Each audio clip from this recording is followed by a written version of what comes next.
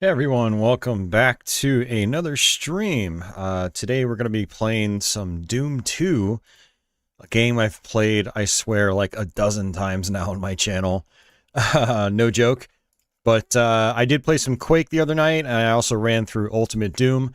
And so what I wanted to do specifically is follow that up with some Doom 2. Now, don't mind me here, I'm just actually going through my Doom folder, looking for my Doom 2 WAD file, so we can actually play it.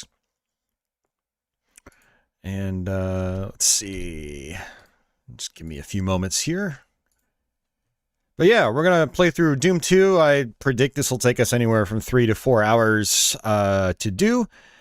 And then depending on how I feel after that, we might end up doing something else. Or I might just leave and go have a social life. Away from my computer, I should say. But let's go ahead and fire up Doom 2. I see a bunch of people are already out there. Thanks guys for popping in. I see Red. Good old Red. It's rare that we get to have Red here because he's like 5 hours or 6 hours ahead of me, so when I stream late at night, he cannot watch.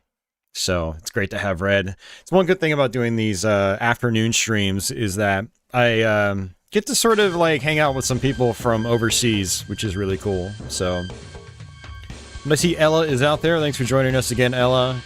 I see Cool and Unusual Games. Welcome back. Freddy, of course, and we've got Office. Welcome, guys. Welcome, welcome.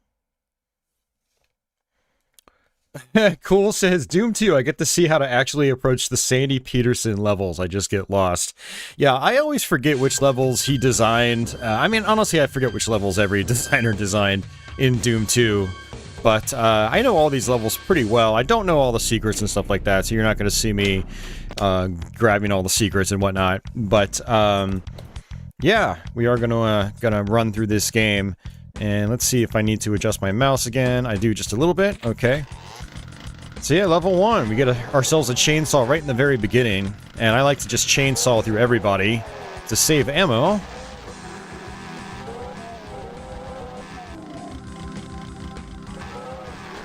And of course, we're gonna play this on Ultra Violence, which is, for me, the only way to play classic Doom.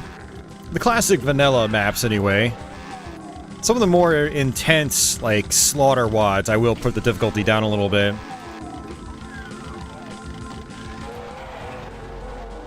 Oh, Cool is saying, I remember a town level.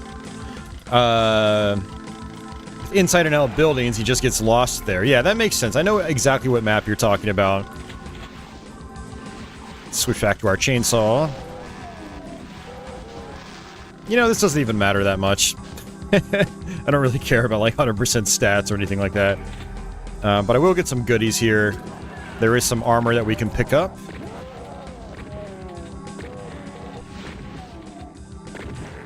So again, we did actually play through Ultimate Doom completely the other night. We got all the bonus levels and whatnot. That was pretty cool. Also, kind of did some interesting things at certain parts, like I would use the BFG at parts I don't normally use the BFG at, and that was fun. Red says it's just gone half past 8 p.m. and I'm playing Doom. That's right, man. We are using GZDoom. Sometimes there will be like a little stutter when we start a brand new level as it auto-saves. I was talking about that feature the other night on Ultimate Doom, where GZDoom has that nice feature where it will autosave. And one of the great things is it'll autosave with whatever, like, weapon set you've got. So if you die, you can still technically pistol start. But, you know, by default, GZDoom will autosave, you know, all your weapons and whatnot. Nice quality of life improvements, instead of you having to do it manually after every level. You know, the classic original Doom did have auto-saving. Not auto-saving, sorry. It had manual saving. It had quick saving. So you could manually save at the beginning of every level, which would save your ammo count and stuff like that. But GZDoom will do it for you automatically.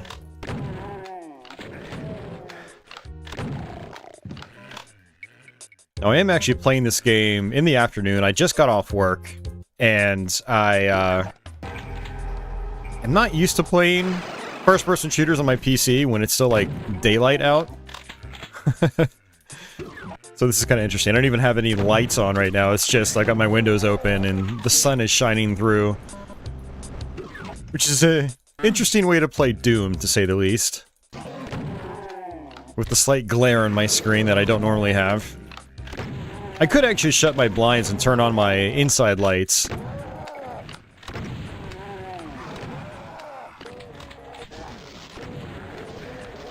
And these really dark areas are going to be really dark, because we adjusted the brightness when we did Ultimate Doom the other day.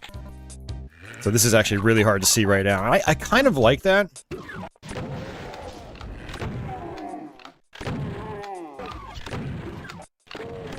It really makes me have to work in these, like, underground areas. Because I can barely see what I'm doing. Ella asks, how was work? Work was actually fine today, surprisingly.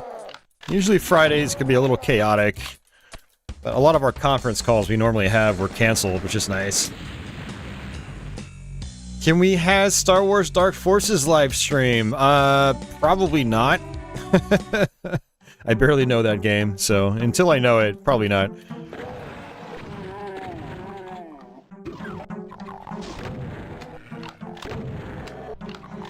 Also, that's a game I have to test the waters with, because it does use the Star Wars theme.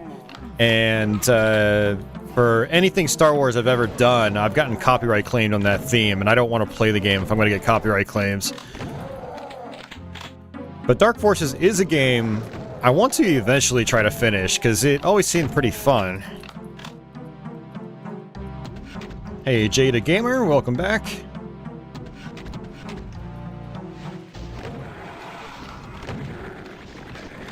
This is where the chain gunner is introduced. Basically beefier grunts, and they give you chain guns.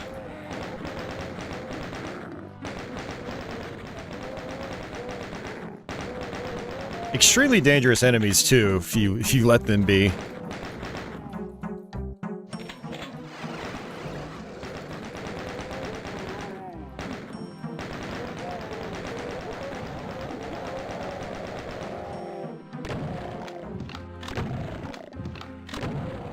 We've got specters down here.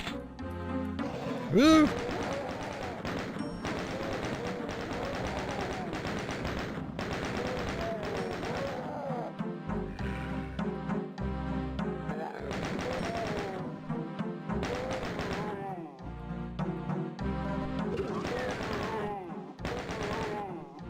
Alright, we want to go this way, hit a switch. Since I have been up all day and I'm kind of tired, my speech is probably going to be all over the place. Which I hate, honestly. I hate it when my speech is like that. It's hard to talk.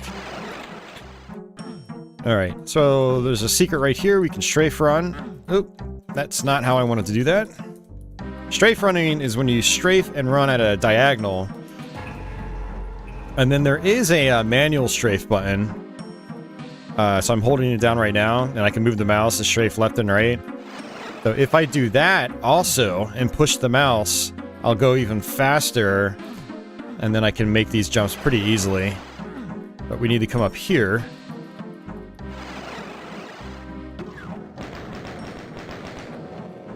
Got myself a rocket launcher already.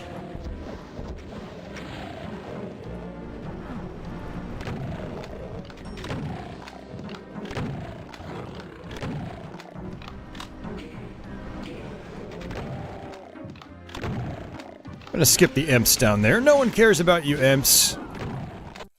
There we go.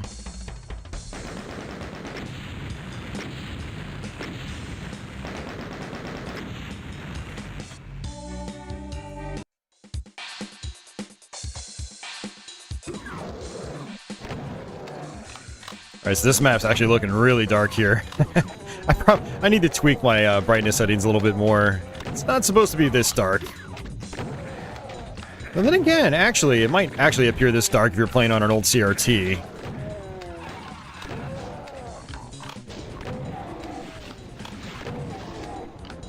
So one thing I really love about Doom 2, and I mean, this is gonna make total sense for anyone that's ever played Doom 2, it's the super shotgun. You can just cut through enemies so much faster in this game than Ultimate Doom. It's great. Like, all these grunt enemies would take a lot longer to take down with just, like, your standard shotgun. Spectre down there. Grab ourselves a blue key. This opens up a monster closet. And if you need some more ammo, you can come down here. Also, if you're doing a pistol start on every map, that's where you get your super shotgun on this level. There's also a switch right here that I can barely see.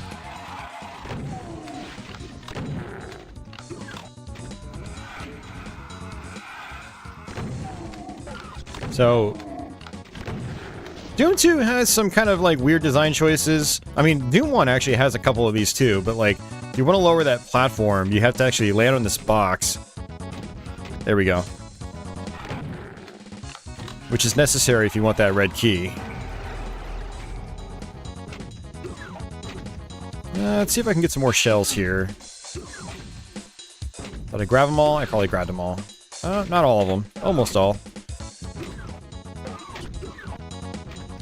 I can always come back down here too. Did I grab everything? Nope. Okay. Alright. These doors open when you grab this key. So it's good to actually just step back and kill these chain gunners right away. Then we can drop down. The reason we wanted to get rid of them right away is because we teleport right up next to them. Flip the switch, land on this. You don't actually have to land on that. And there we go.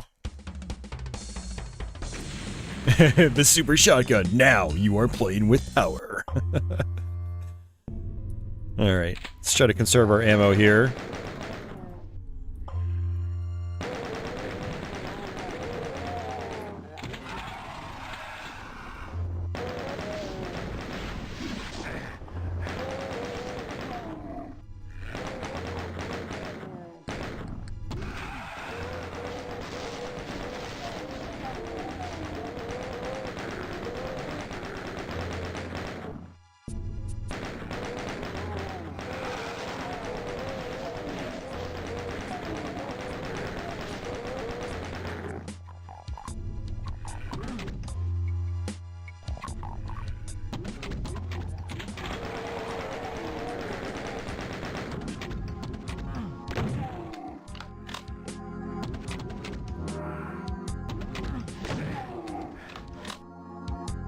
Alright, so we want to come down here.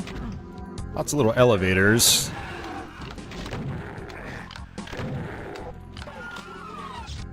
And we're going to open up these one by one. Man, I really can't see anything. Holy crap. Must be a terrible viewing experience. Also goes to show how much darker Doom 2 is over Doom 1. If my lighting settings are affecting it this much, then that's pretty crazy. Alright, switch over to my chain gun.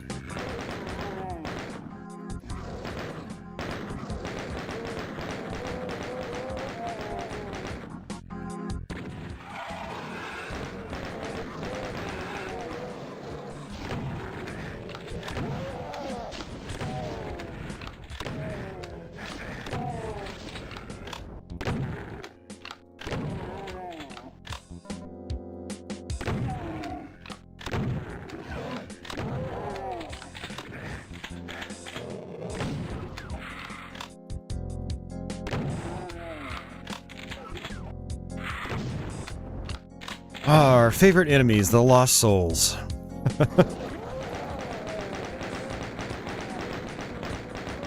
Doing just what I did the other night, where if I tap the fire button lightly, I get 100% accurate shots with the pistol or the chain gun.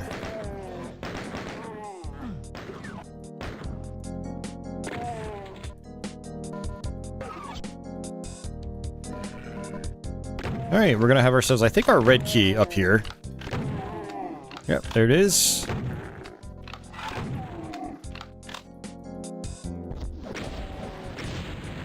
That's risky, but it takes them out pretty quickly. Ooh, pinkies. Alright, there should be a Hell Knight here.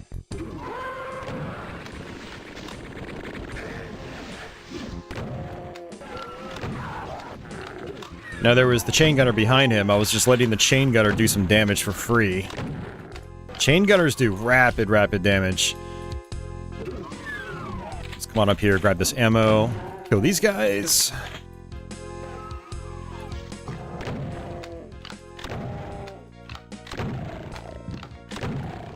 Spectres in a dark space, that's a very common enemy trope, or enemy placement trope in this game. Alright, so I'm gonna actually come back through here, because there's a secret here. And if I can run through here quickly, I can get a plasma gun. I actually didn't learn about this secret until I started doing Doom playthroughs on YouTube, and someone had pointed it out a long time ago. Probably 7 or 8 years ago by this point.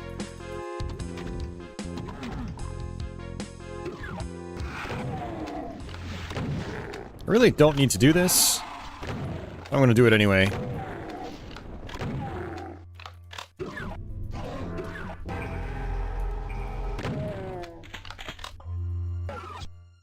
We have to work our way back around as well. Let's go through here. Red door.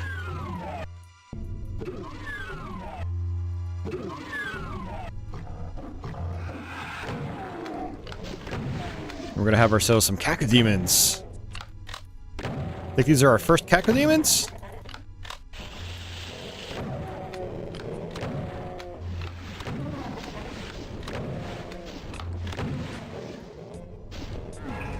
Nice. Yeah, it's a secret back here. And... ooh, I telefragged a Spectre. Nice. We're just gonna go ahead and exit here. And that's it. The Crusher. Alright, and this is where we see our first Revenant.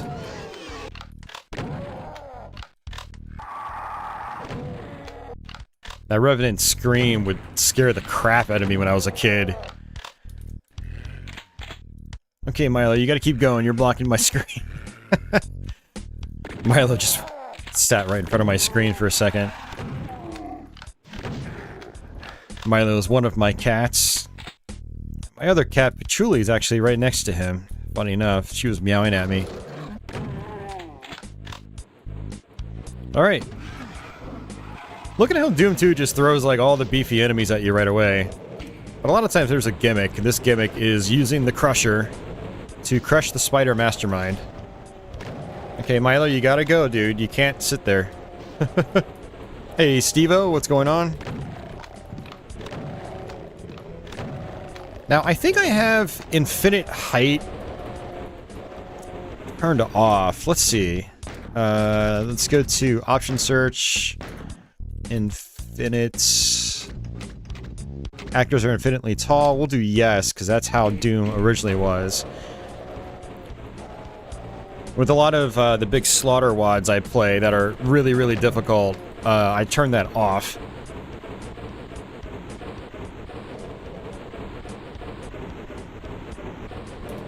So basically what that means is enemies basically have like an invisible wall that goes all the way up to the ceiling at all times, so you can't go over top of them.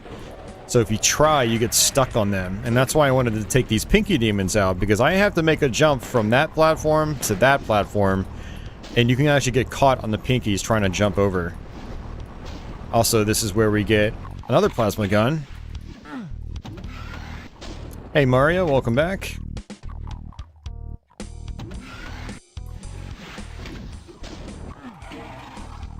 And I'm just gonna skip all these guys. I'd rather just come here, grab my key.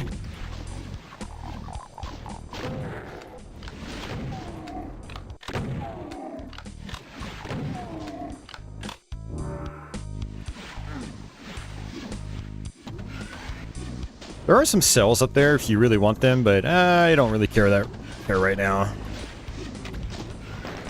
Enemies over here that you can barely see because my lighting is so low.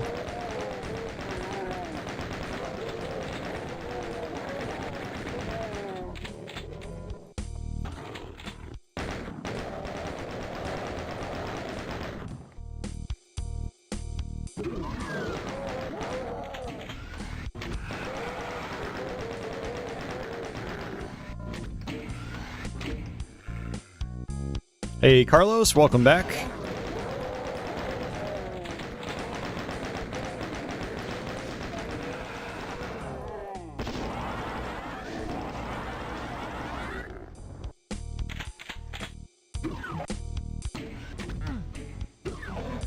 Hey, Aberdeen. Welcome back.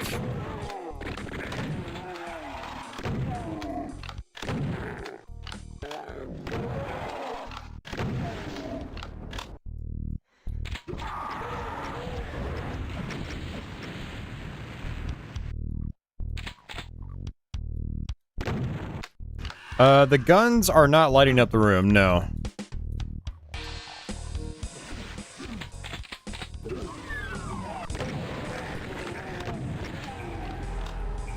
Yeah, come to think of it, I don't even remember if the original PC Doom actually did that. I know that was something that was added into, or something that was included in the PS1 Doom.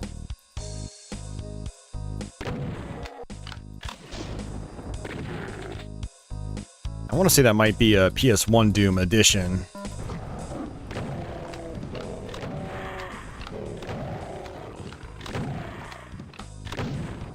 Hey Aberdeen, I'm okay. It's been a while since I've played the actual MS-DOS version. Well, it's a while, probably being like a year, if that. I'll have to fire... Well, I will definitely fire it up next time I hook up my Windows 95 box.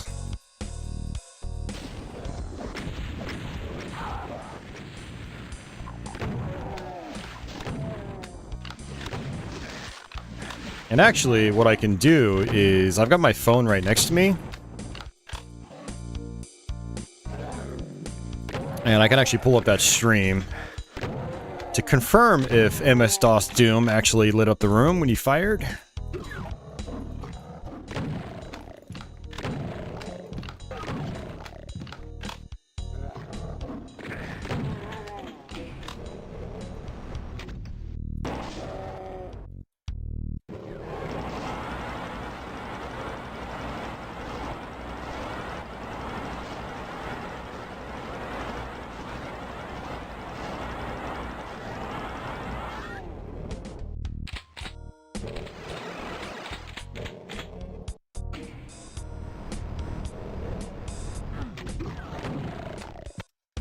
Alright, let's see.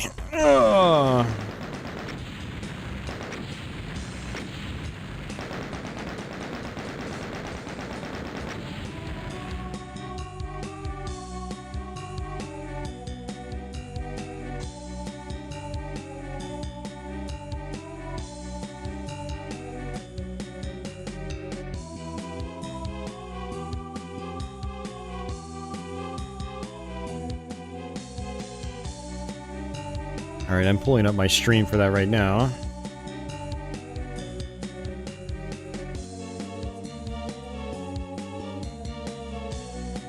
But that's actually if you're what's called a Twitch affiliate or a partner, basically. But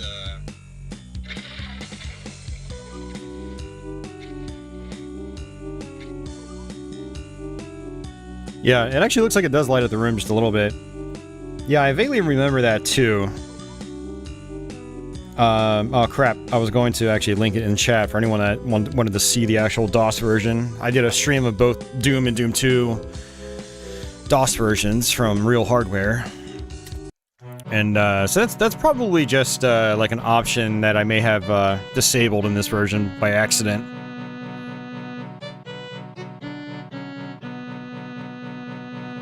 It is very subtle though. But when a room is ridiculously dark, like you see the rooms here, then it does make a big difference. I mean, that's one strategy when you're in a really dark room, is to just keep firing your guns to see where you're going. Alright, this is our first sort of boss level.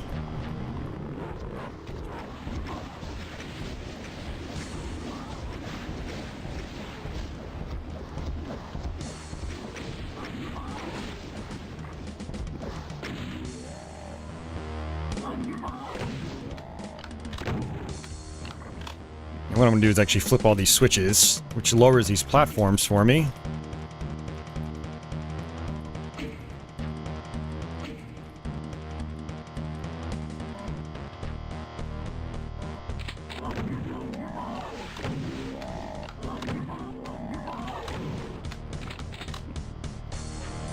Just save that.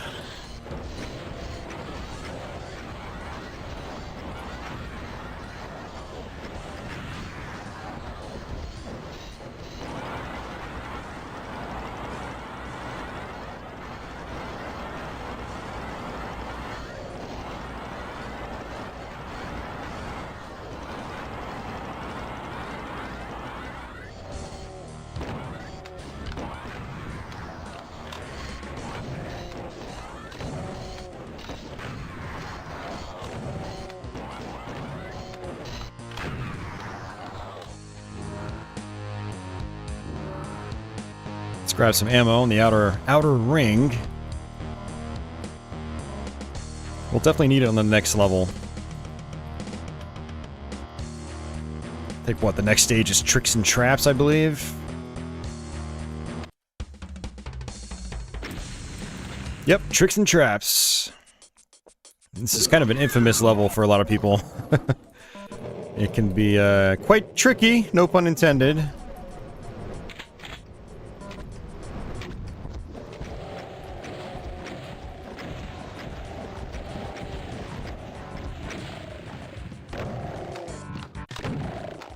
One thing I love about Doom 2 is the greater enemy density compared to Doom 1.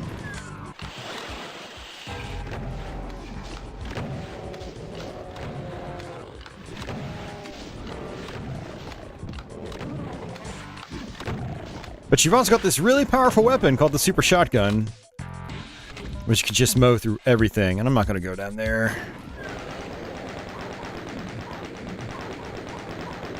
So these are pain elementals.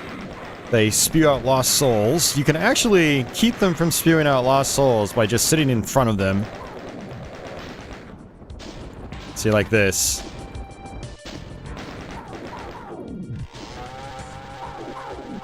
And thus they make for great enemies to chainsaw.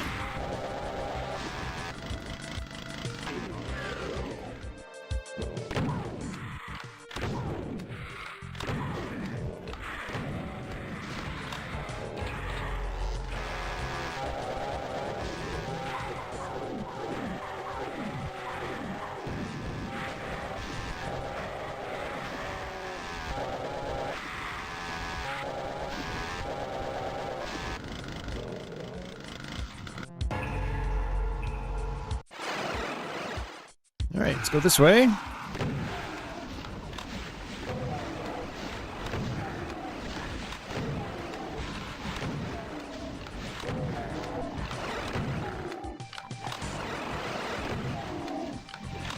can get a lot more 2-for-1 deals with the Super Shotgun. Especially against imps. Like a regular shotgun can sometimes kill 2 imps with 1 shot, but it's kind of rare. Super Shotgun, on the other hand, it's like every time you fire, you're gonna get the 2-for-1 deal.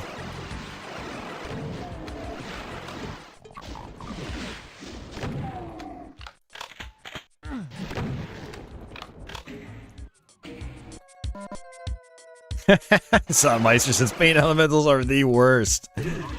Oh man. Let's shut that room for now. This is where I wanted to go. I want to get some nice ammo here.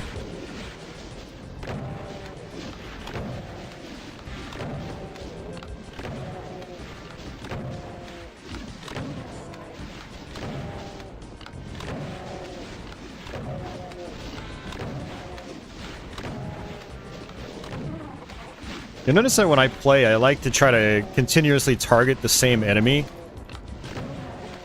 That way I diminish their numbers faster. And thus, big groups of enemies are a lot easier to take on.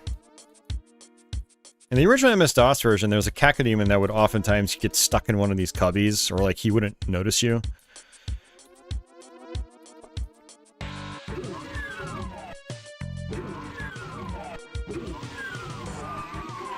I want to shut that door, because enemies can't hear me if I've got that door shut.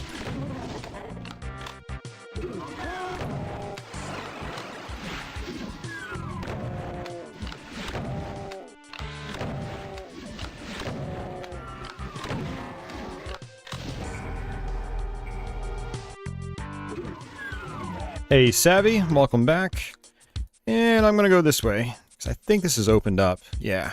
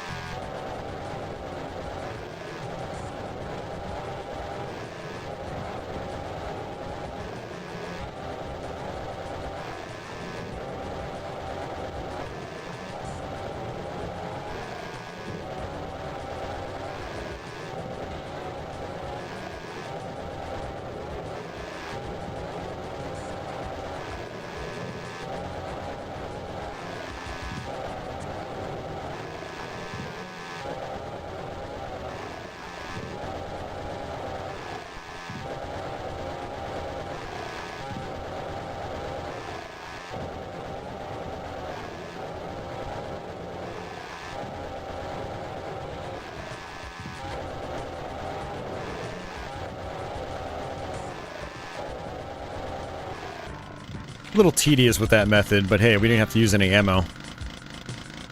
And speaking of which, BFG.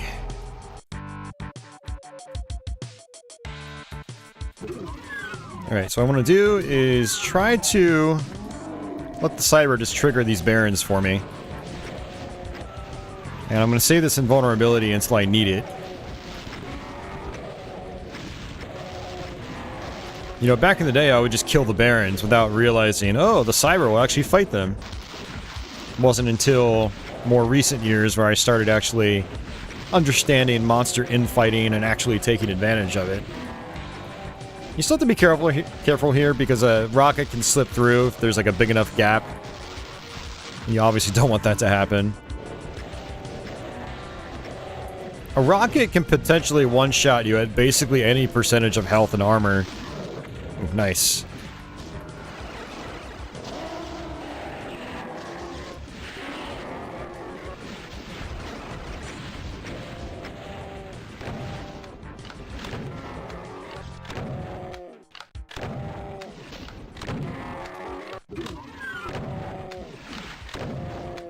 I mean, cool. You actually really, blah, blah, blah, blah, I can't talk today. You really don't even have to use the invulnerability, as you saw me do there. Like, I had the Cyber Demon just take out the Barons, and it wasn't a problem. I didn't even need the invincibility at all.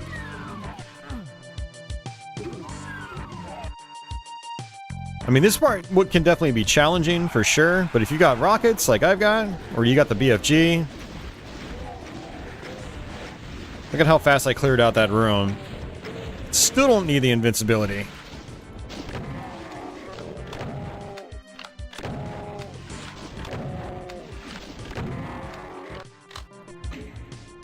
That's basically it for this one. Now I am going to grab it right now.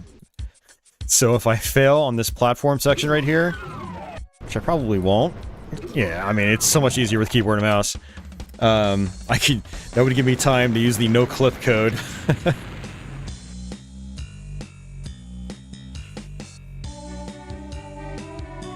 A second Cyber Demon and vulnerability near the exit? I think you're thinking of a different map. Yeah. It's a map that's coming up in a couple of levels.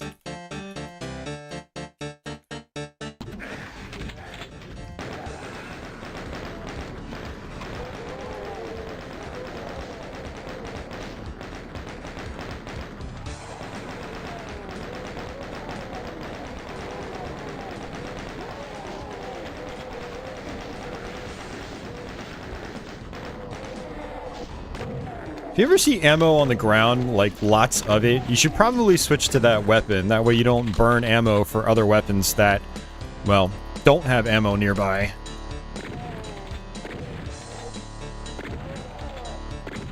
Using that vertical auto-aim. Yeah, Doom 2's got some really good levels, and they flow really nicely when you, well, when you know what you're doing. Oops, I meant to actually hit that switch. Actually, that switch.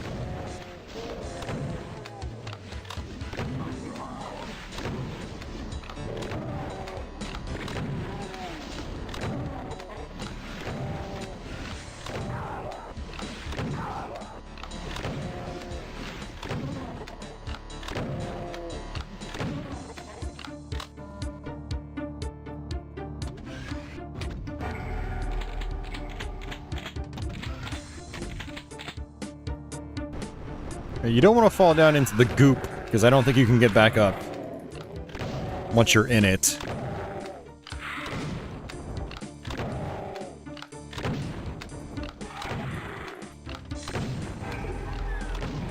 Another BFG.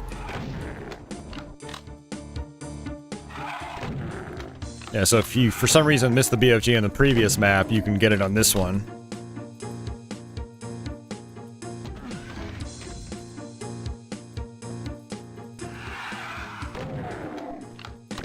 Look at that, that was a 3-for-1 deal.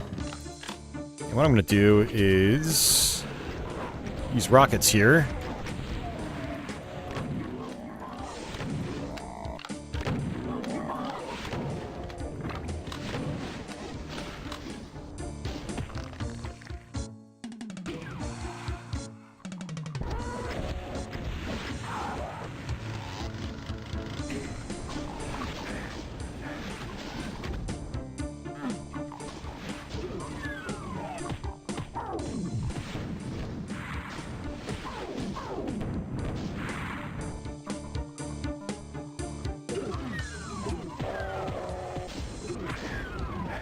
So this area is going to have a bunch of shotgunners and chain gunners and whatnot. But it's also going to have a rocket launcher. A lot of times I'll use the rockets right here. And then I will use the BFG going the reverse way. Just like that. And when you're using the BFG, you don't want to be like turning around a lot, otherwise it won't like work correctly. It's a really interesting mechanic.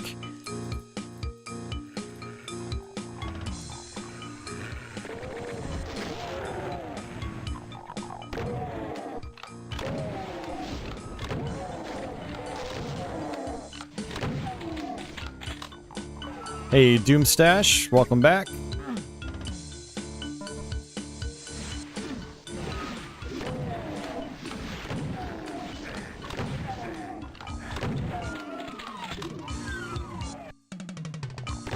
Alright, so I got my blue key. I can open up the blue door here.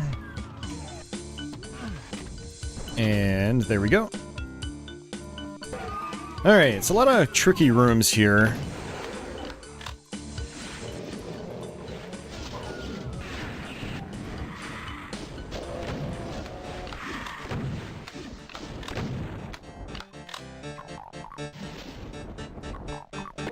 I could snipe all these guys with a shotgun if I wanted to.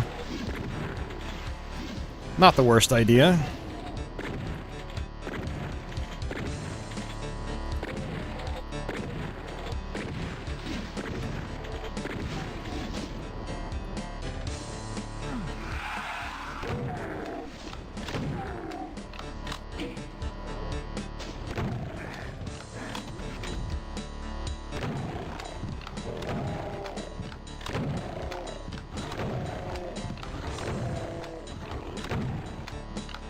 Alright, let's see. Flip that switch. That does that one. That's what I thought.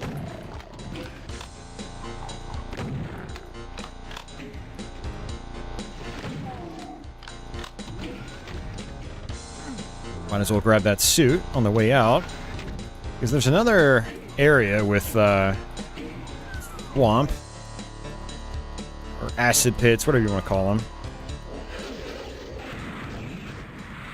BFG against paint elementals is really good.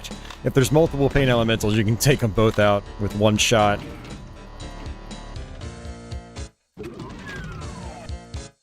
Alright, let's see. Was it... Okay, it's this one.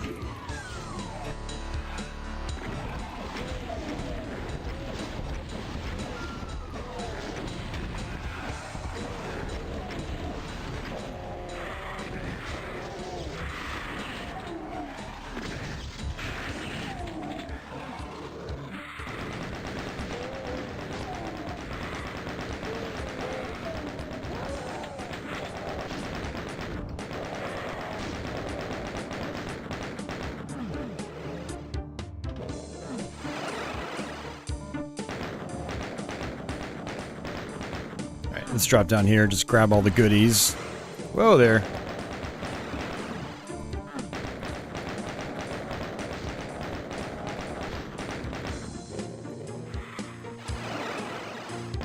I mean, Doom Stash, this will probably be the last classic Doom for a little while. So I ran through Ultimate Doom and Quake on the same stream the other night. Yeah, I can only do so much, because then, you know, one of the things on about my channel is I do a wide variety of things, and when I do the same thing too often, then people lose interest. So... but enjoy it while it lasts. There will be more of it.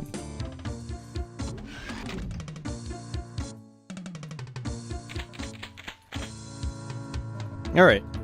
Let's come on through here.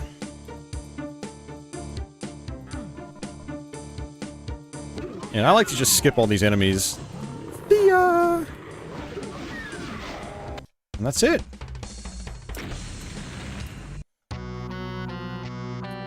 Yeah, this is the level with multiple cybers. Oh, wait, is it 2 cybers?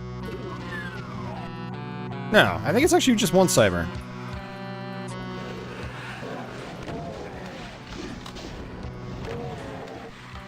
But there is invulnerability on the cyber at the end. I keep thinking there's 2 because he can actually teleport back and forth. So he can be in multiple positions. Well, alternating between multiple positions. Michael, yeah, I actually try to bill myself as more of a jack of all trades. I mean, there are some games I'm pretty good at, I'm not gonna lie. But I don't usually set out to, like, master anything in particular, like, start to speedrun it or something like that. But I've always been like that. I've never been a one genre or one game kind of person. I've always bounced around. I mean, back in the day, I would even play role-playing games and real-time strategy titles, you know, like, and I don't do a lot of that anymore. But the point is, I've experimented around a lot, and that's what I prefer to have my channel revolve around. And this part's kind of unnecessary, unless you're doing pistol start and you need that chain gun.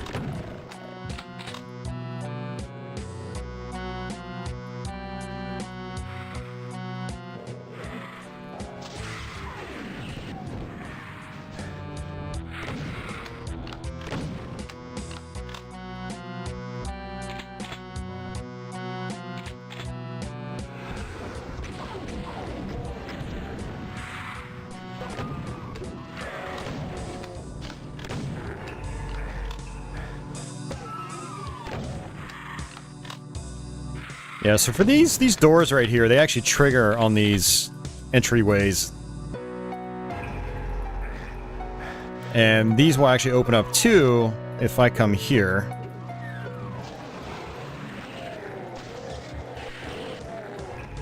Worth it. Alright, let's trigger all these guys first. Ooh, that's a lot of enemies. That's even more enemies.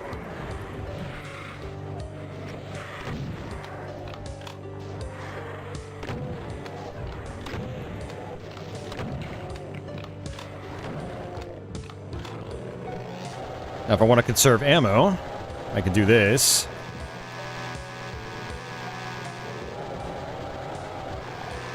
Have I ever played through No Rest for the Living? Yes, I did. It's actually really good. I need to actually fire that up and try to do it on PC. Since the WAD was leaked and you can run it with the source port now.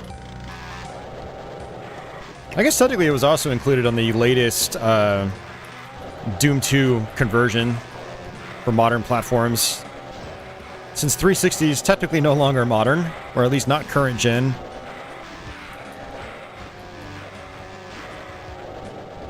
Hey, Die Hard, welcome back.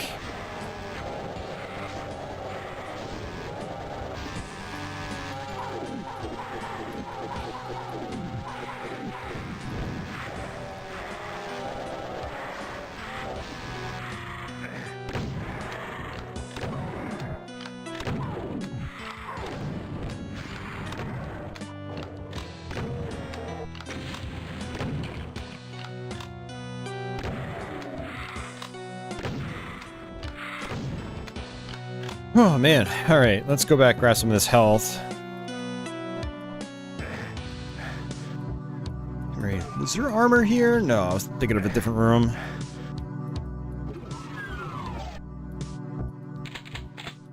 There is that though, and I do want that because there's a nice secret I can get that should have, I want to say a mega sphere. So I can activate this with the use key. Opens up this hallway. Yep, Megasphere.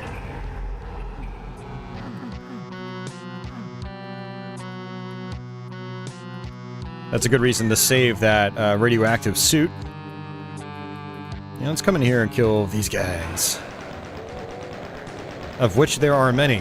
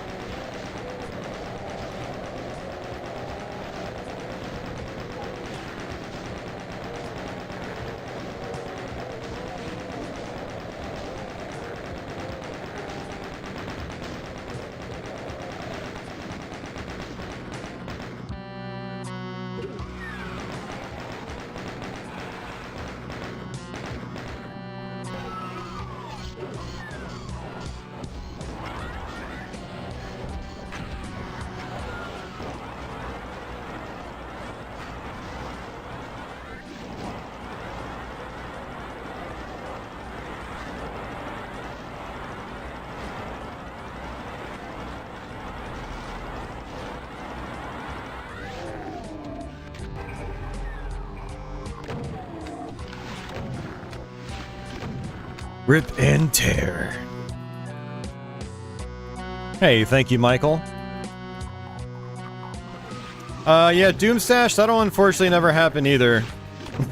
Not to rain on your parade today, but those all use licensed soundtracks, and I will get copyright claimed out the ass if I stream them. Sad but true. So that's why you guys haven't seen me play Tony Hawk's Pro Skater on here.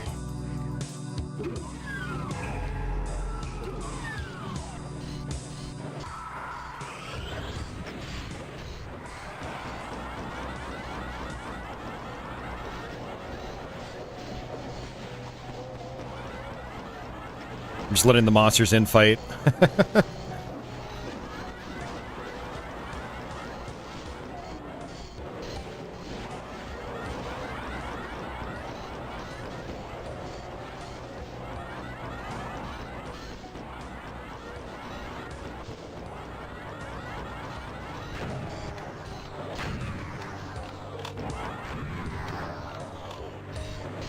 Yeah, I mean, that is impressive, Zotmeister.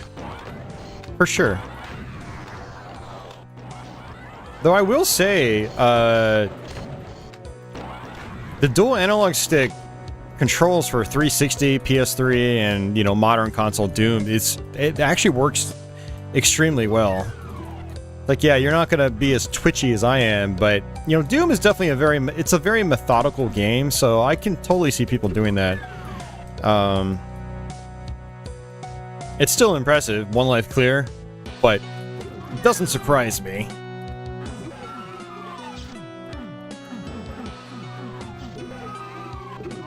There we go. Yeah, I mean, that's another reason I haven't played any of the Burnout games Red, is because of the licensed soundtracks.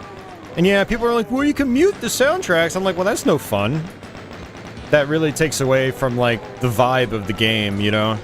So, I just choose to not stream them. There's plenty of other games to stream. I don't have to stream those games.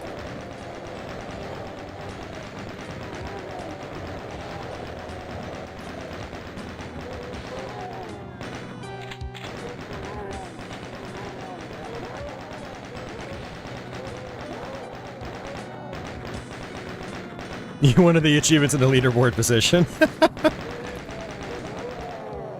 Well, you are an achievement hunter. And definitely a score chaser. I know that much. I've tried competing with Zotmeister in some scores.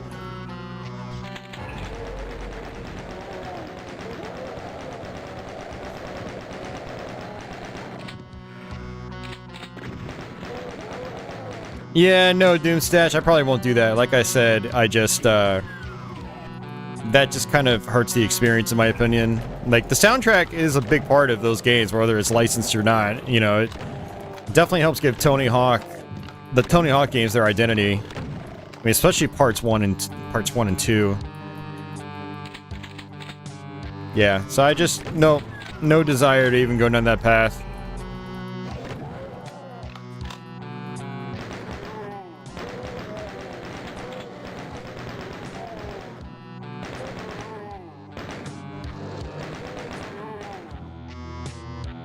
Yeah, you know what? I wasn't even thinking about that. When the Tony Hawk's Pro Skater remake came out a couple years ago, I actually did stream it on YouTube one night, and I woke up to like 25 copyright claims.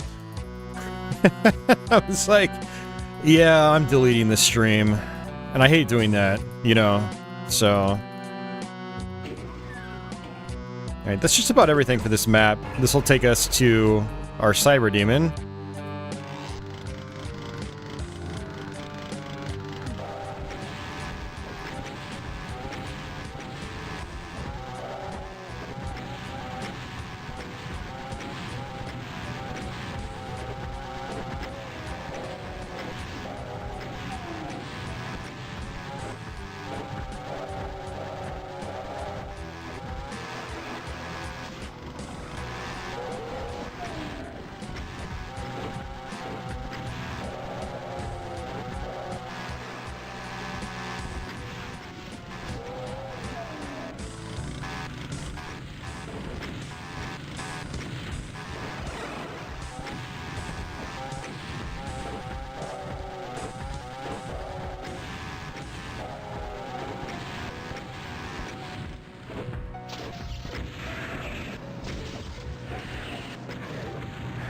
I was hoping to conserve more ammo than that, but whatever. Cool. I was thinking this probably was the level you were thinking of, but because the Cyber Demon teleports back and forth, even I got confused earlier, thinking that it had 2 cybers when it actually doesn't. Oh, I'm maxed out on shells. For some reason, I thought I was maxed out on rockets. Okay, we're good. We can exit.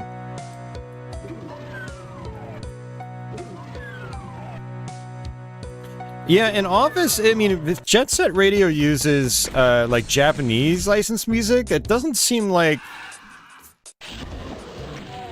I don't know. I'd have to play it and try it. And sometimes what I do is I'll do, like, a run on Twitch, and then I'll export that to one of my side YouTube channels that I use for Twitch exports. And, if I don't get copyright claims there, then I know I'm safe to do it on my main channel.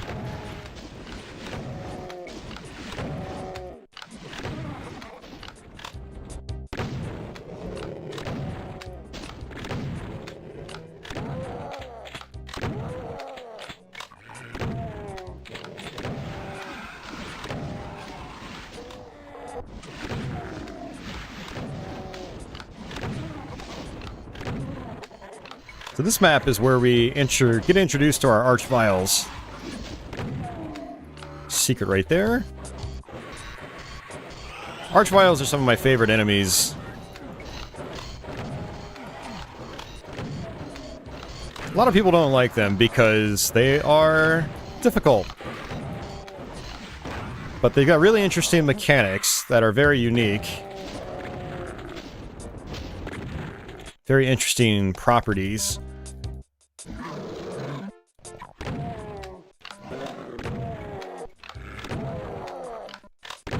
Let's get rid of all these enemies, because there will be an Archvile right here. Ooh.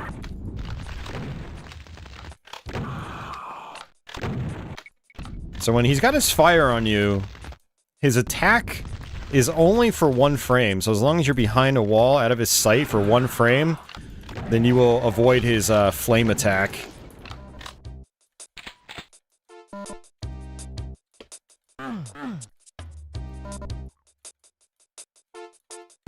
Let's go ahead and go up here. Yeah, and I mean, Office, I'm a big Dreamcast fan, and yet Jet Set Radio is one of those games I've barely put any time into. And I always wanted to.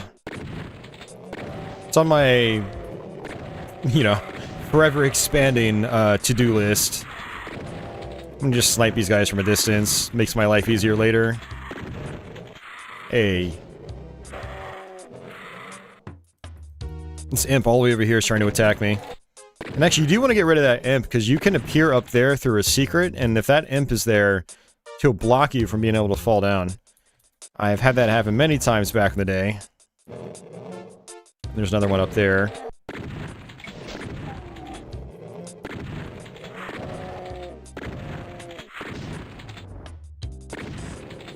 Alright, I'm going to also get rid of this Revenant.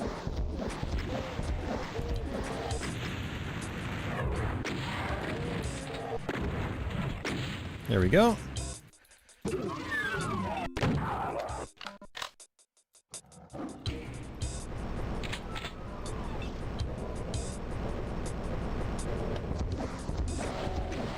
Bunch of specters down there. I am not shy about using rockets when I play this game. Like, you're given ammo for a reason. Like, it's to be used. And if you're not using it, then you might be making some parts a little more difficult on yourself than necessary. But I do try to balance the weapons I use. I'm not always using, you know, the same thing. Because every weapon's better, or I should say beneficial for certain situations over others. Very nice. You can actually go through that secret to grab this key before you even raise this platform, I'm pretty sure. Hey, Sin City?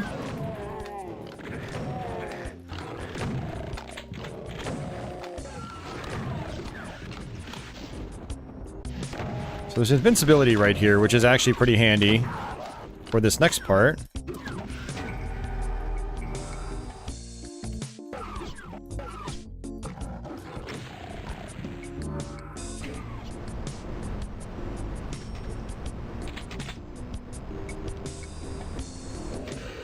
Oh, I messed that up.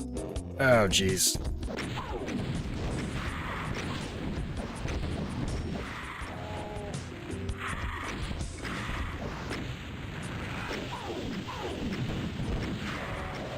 Oh, that didn't last very long. Yeah, that kind of backfired on me. That's okay.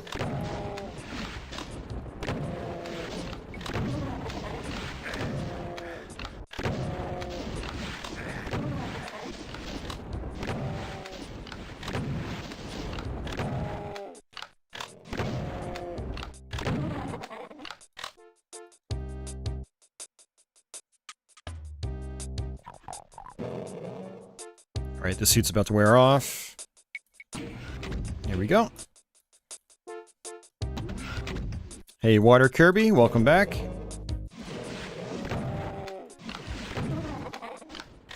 And I think we're good to drop down. Now it's super dark. It's gonna be a Kako back here. And there's a BFG on the other side, I think.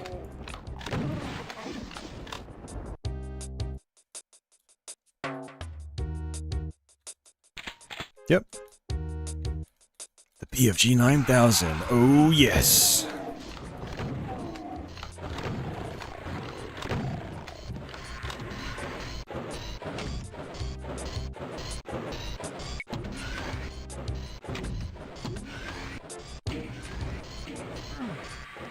Aberdeen asks, have I been affected by the smoke from Canada? A little bit.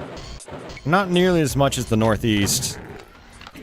But they definitely had air warnings, and swimming pools and whatnot were closed down because the pollution was to dangerous levels, apparently. I honestly didn't even know the fires were really a thing, because I don't really keep up with the news. And one of my coworkers told me about it yesterday, and I was like, oh, that kind of explains why the sky's been looking a little... It just looked like it was overcast, but it was also looking a little bit different than just like plain old overcast. like it's gonna rain or something, you know, so.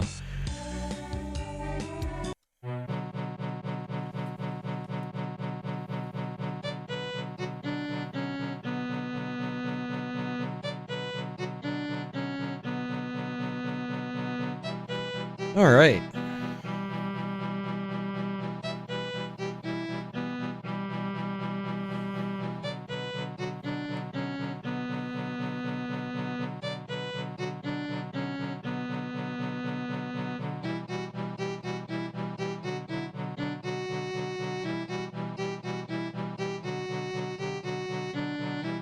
Hey, Tidbit. Yeah, I mean, I agree. I didn't get to experience, like, the hype.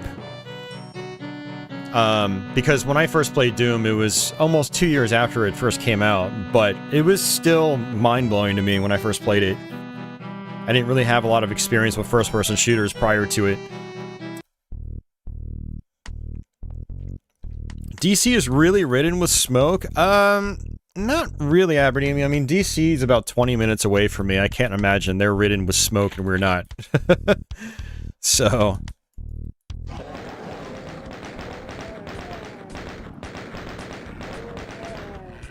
It's more like, again, the northeast states, which are several hours away from me. You know, the ones that are a lot closer to Canada, they've been affected a lot more heavily than we have.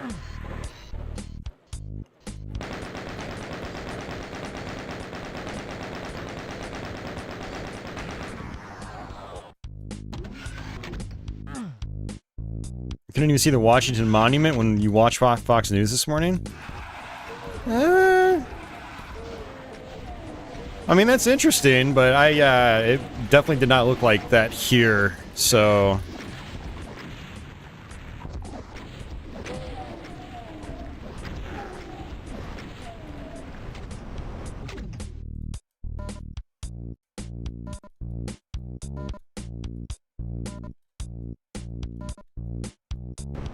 Michael, I am in Virginia.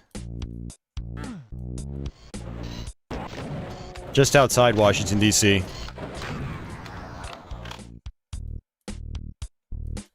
Yeah, so what I like to do is run around the perimeter and get rid of these guys. It's a lot safer than having to take them on head-on.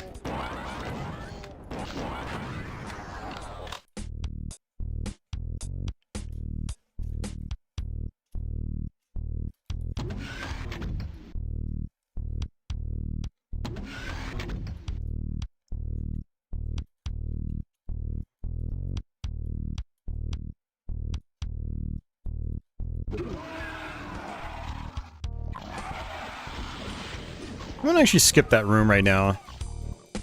It's pretty dangerous. I'd rather actually come down here.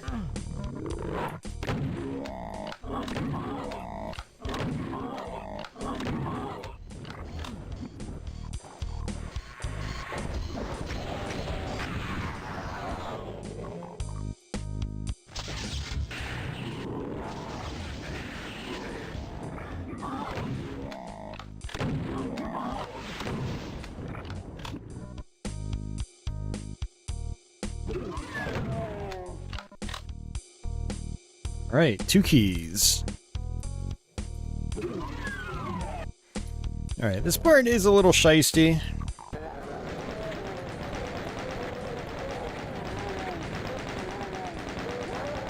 And the biggest thing is when you teleport through here, you land basically right next to a Mancubus.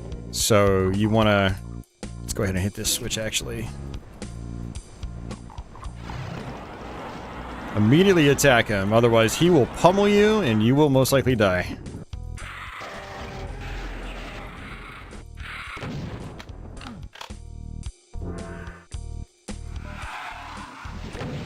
There we go. That actually raised up this platform. So that room with the one Baron that I kind of skipped out on, it actually teleports you into the middle of that column with all 4 imps surrounding you. Very dangerous. And this is just like the blue ceiling tiles in Doom 1. I think it's somewhere on episode 2 you have to do this. You just follow the ceiling tiles.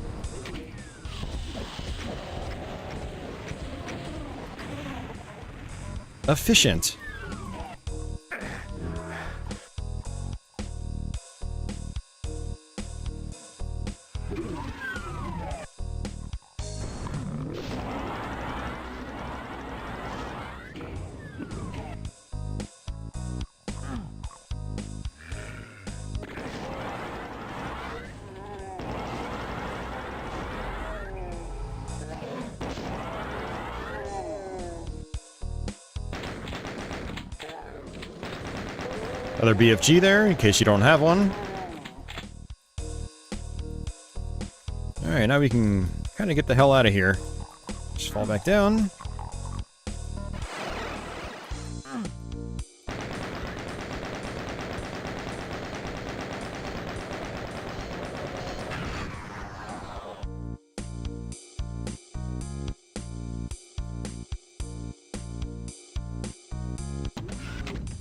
Alright, that's towards the exit.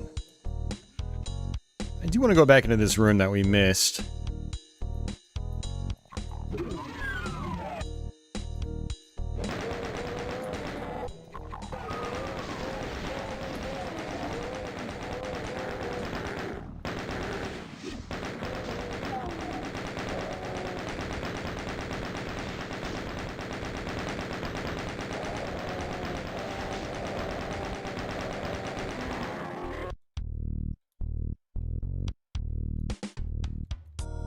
Alright, those are just bullets up there. I could definitely use some more bullets. Why not?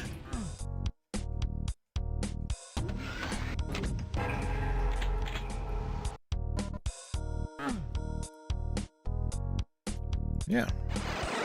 See? Right in the middle of that column. Let's go ahead and grab that.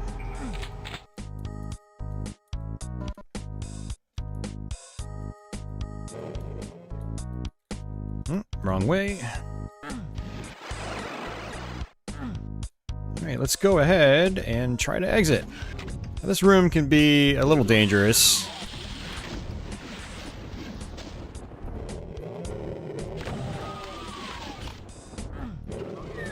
Gonna take out these cacos first.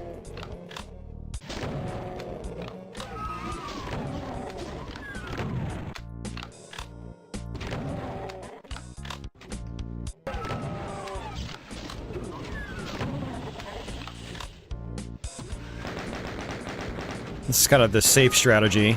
Attack some of these guys from a distance.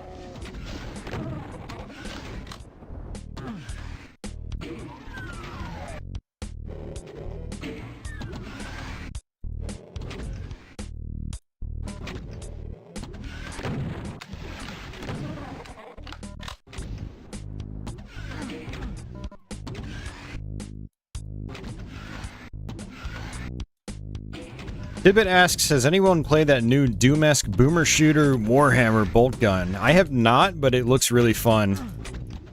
And I definitely want to try it.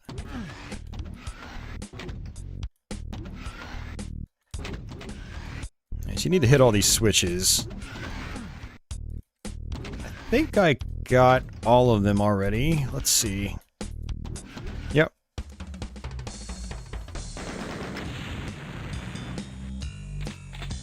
Downtown. This is one of the levels that people start to get confused with. Oops.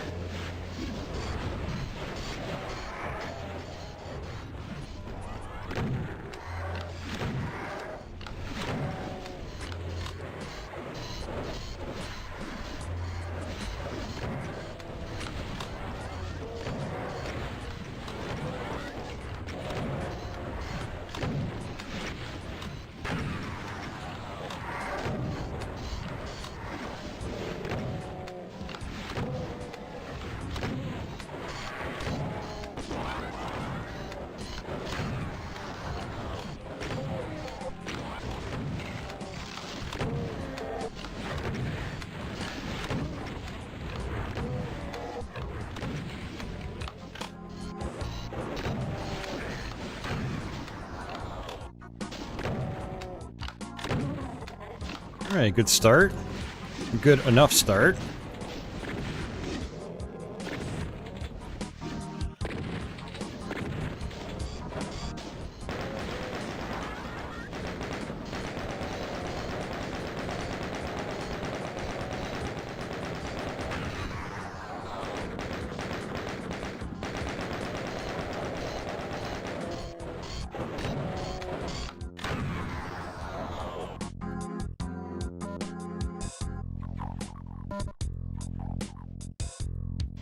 What about Phantom Fury? I've never even heard of that. I'll have to look into it.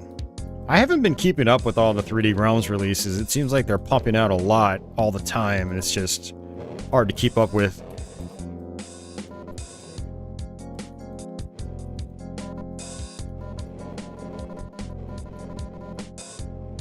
Alright, let's continue to get rid of these enemies on the outskirts. Not really outskirts, but, I don't know, in the little cubbies and enemies that are up on the ridges and edges of taller buildings.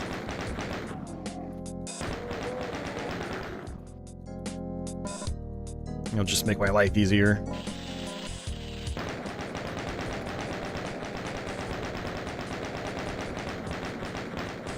Hey, Dasan, welcome back.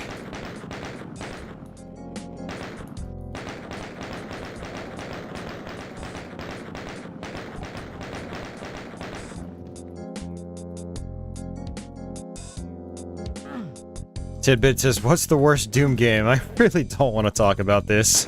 This seems to come up like every time I stream Doom. It just gets repetitive. Well, I will say Doom 3 is probably my least favorite. At least the PC incarnation of it.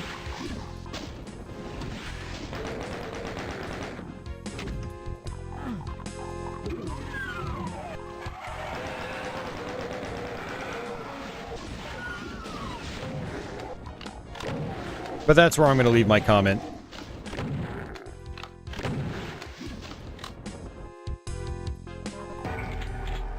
Don't get me wrong, I mean, the Doom 3 engine was a great engine.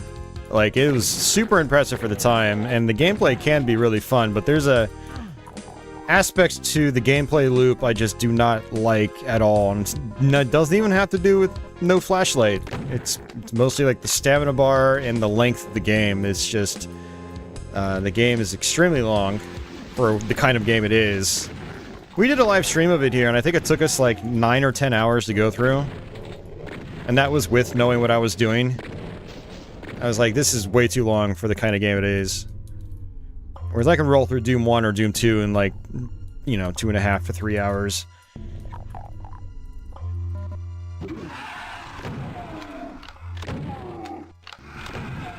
Doom 2016 was still long, but it, you know, I think I can knock that out in about 7 hours. But it doesn't have a lot of the same problems, like, it doesn't have this arbitrary stamina meter that's arbitrarily slowing you down for half of the game, literally. So, that's my big issue with Doom 3, is, I especially really enjoyed it when it was current. Like, I played the living hell out of that game, but it has not held up in my eyes. The original Xbox port, on the other hand, it's technically inferior visually, and, you know, the frame rate is lower and stuff like that, but it's actually more fun to me because it chopped out a lot of the fat, you know. And you can actually end up running through that version in a few hours, and it's paced better. You know, the pacing is one of my biggest issues with Doom 3. Way too bloated. Whoa there. Oh, this is bad. Bad. Shit, man. Come on. Ugh, we have to do that all over again. That was a really dumb mistake. I should have had my BFG out right away. That was a huge old waste of time.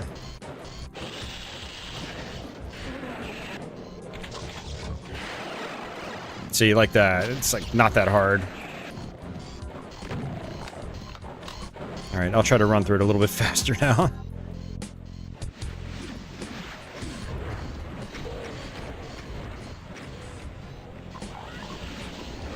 Yeah, some people absolutely love Doom 3. I don't really blame them, but some people also like to sit on their butts in the same spot for a gazillion hours and get sucked into the atmosphere. And for me, it's like I want to run and shoot stuff and dodge, and I want the adrenaline rush. I don't really care about the atmosphere that much.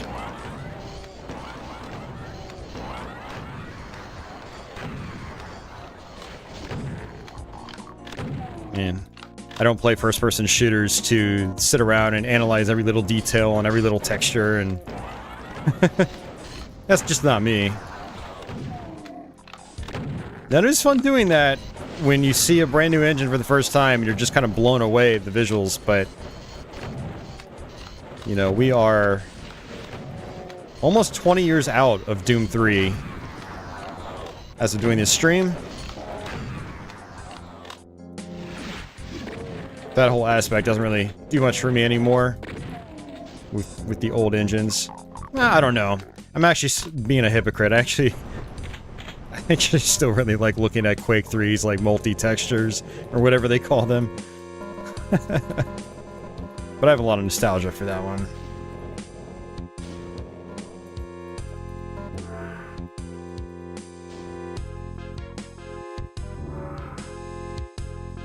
And hey, Big Dogs. Big Dog says he picked up Quake on Switch. Yeah, I think you...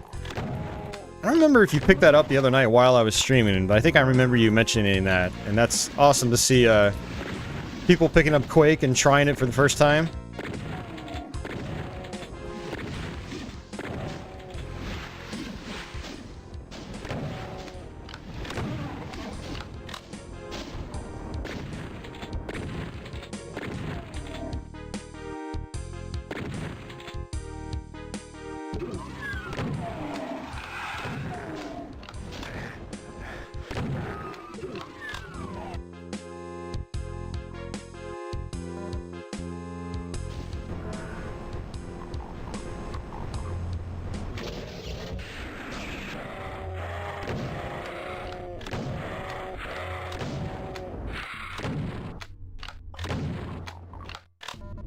Alright, let's try to get rid of some of these guys. I don't want to get screwed by them when I teleport around.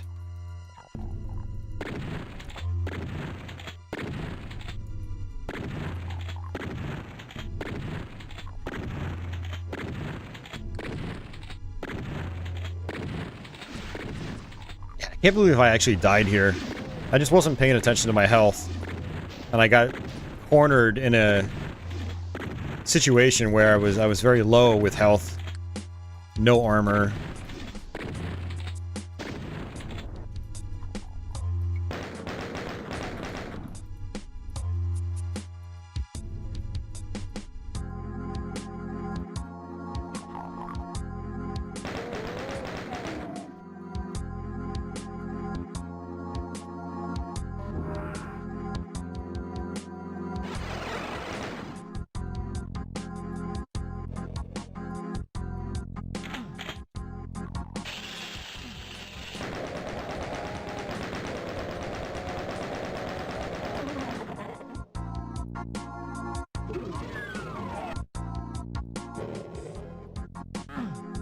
Alright, let's see. Let's go back up here.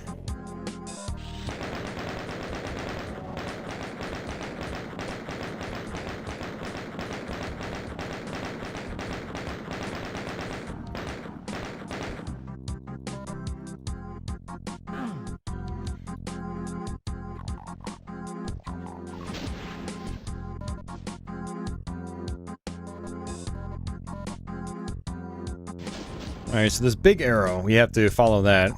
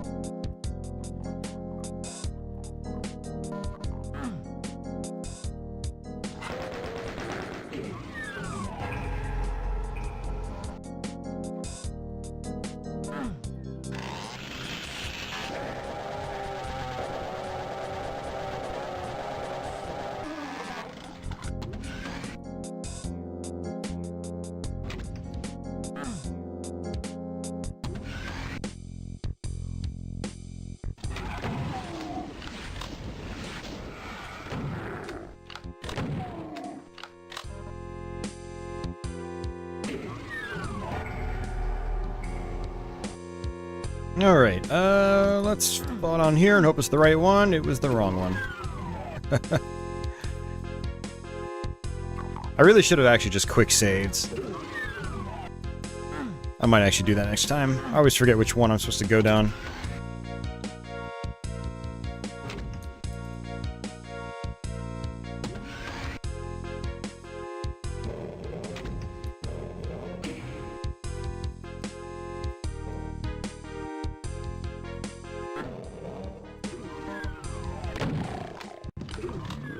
And yeah, since you guys are talking about Rise of the Triad, there is a HD remaster coming out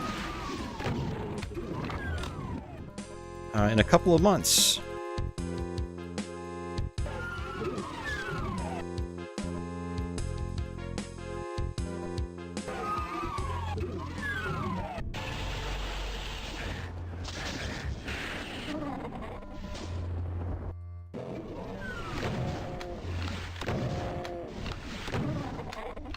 I definitely could not see what I was doing.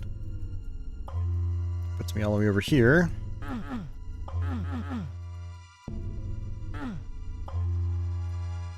Alright, so we need to get up there. Which I think by going through this teleporter, it'll lead us up there. Gotcham is too late. Well, we're almost halfway through the game. Yeah, very close to halfway. You still have some time to hang out, Gotcham. Don't worry about it. And that is why you want to get rid of the revenants that are up here. Otherwise, they will wreck you.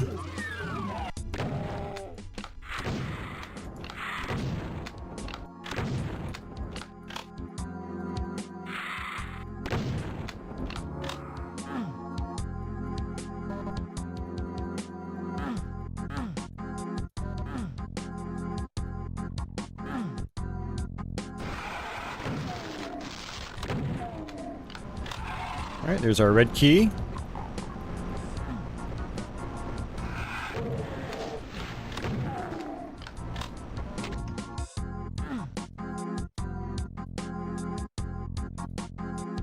Red door is down on the bottom, I believe.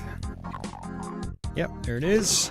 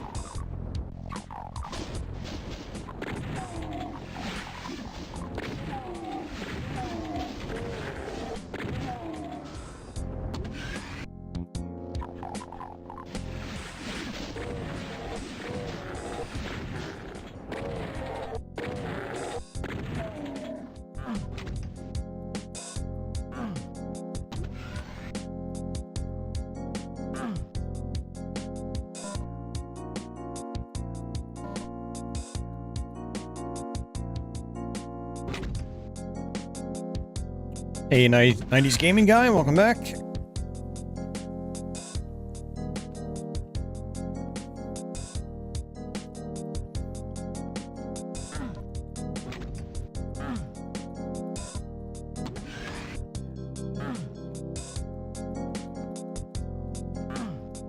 All right, we're good to exit.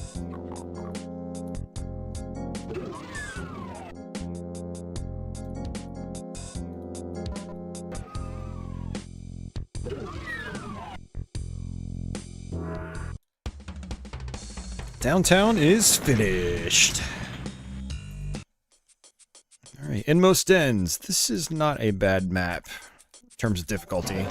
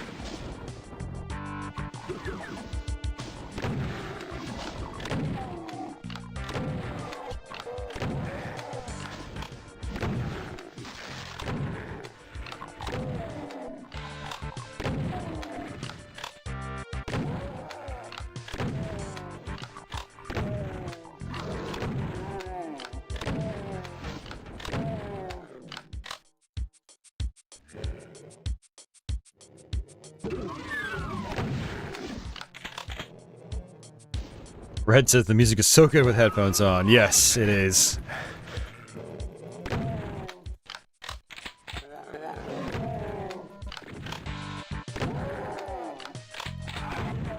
And we're gonna get ourselves the red key over here.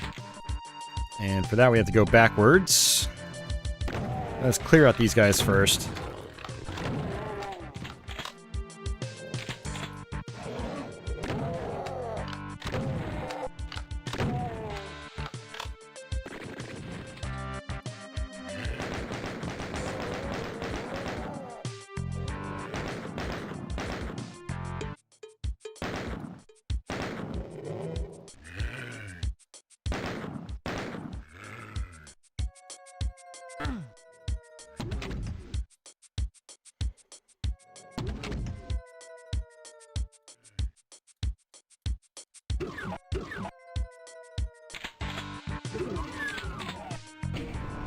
Alright, Archvile time.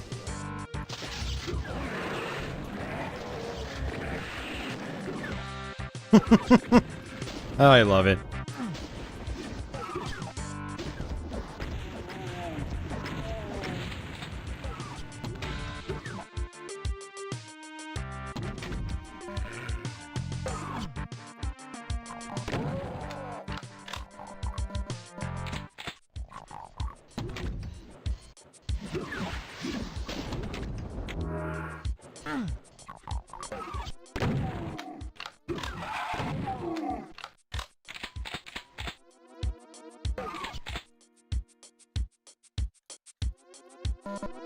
Alright, I've got the blue key.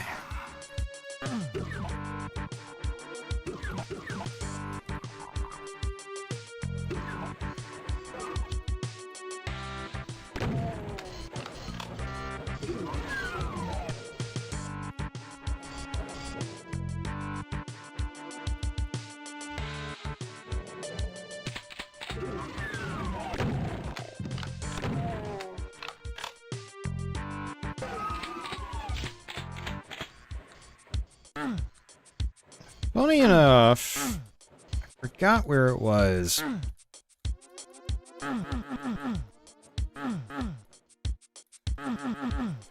Oh, maybe it's outside when you're in the water. But there's a way to actually get inside those cubbies. That's why you see there's a health pack in there.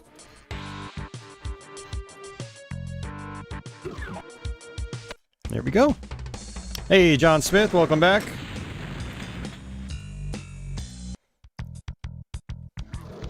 Alright, another city level. This is a pretty big one.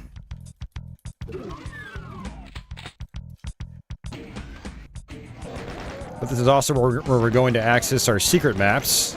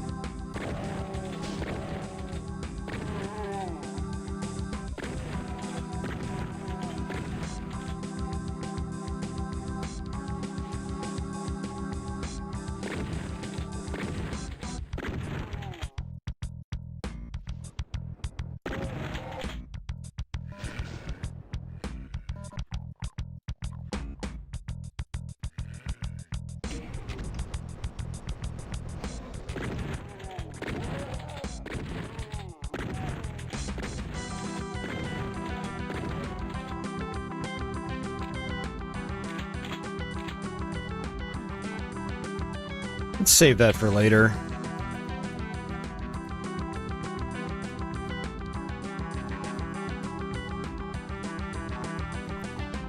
Cool, yeah. I mean, these older games with older engines, they had to be a little more abstract, and I've always appreciated that about them.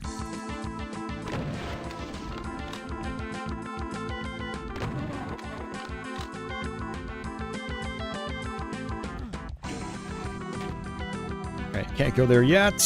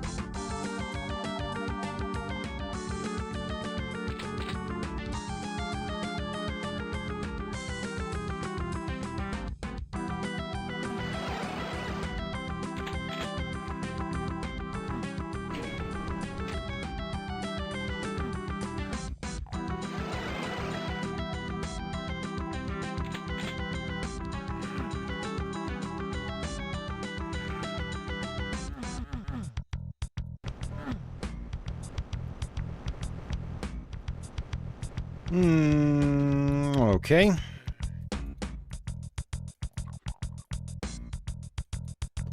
I always forget how to get this red key. Oh, that's right. Go this way.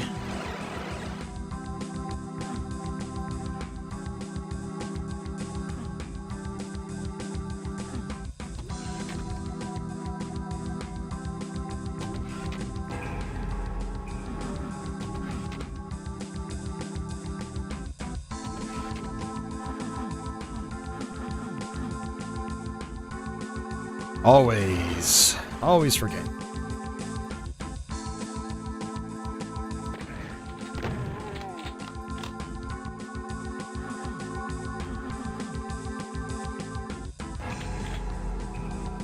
You know, I never actually knew about that secret.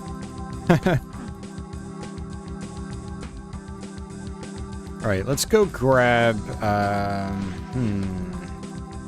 Let's go grab the suit. Oops. That kind of backfired.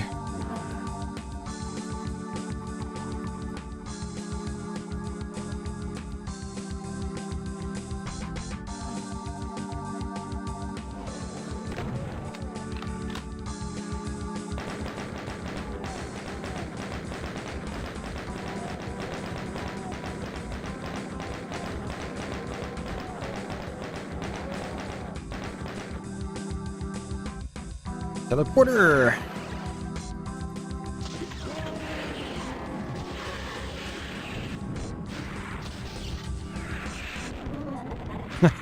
Nice. That was cool.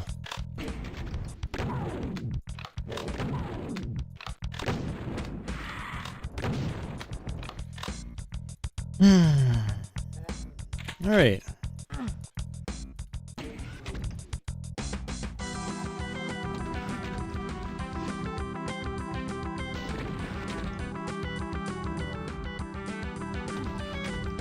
Alright, I really don't need that mega armor.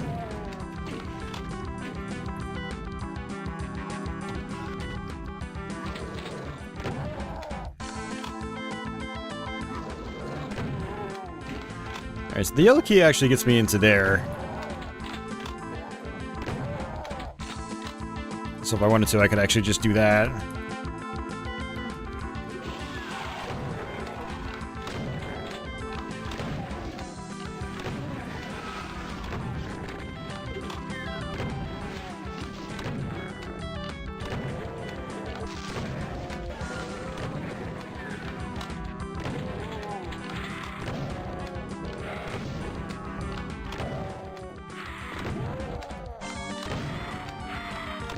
There's actually a crazy amount of secrets on this map.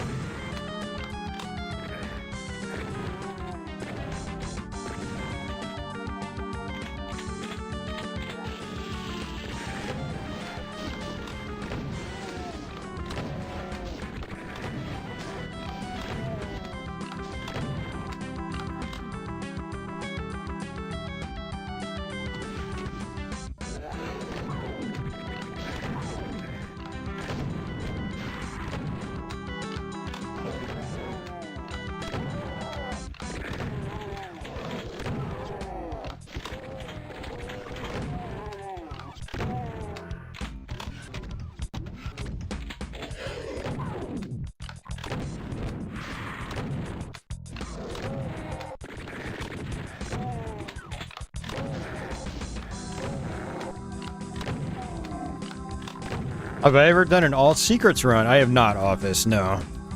I need the blue key for that, okay.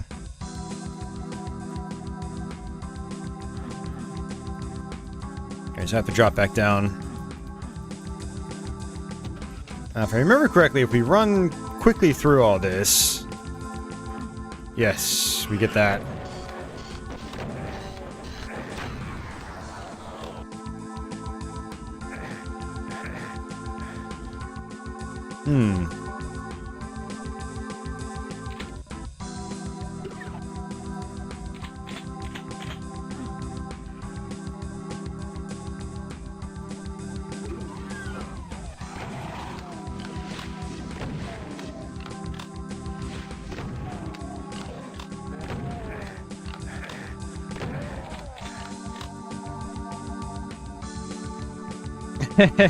He needs a key. Sounds like Caleb from Blood.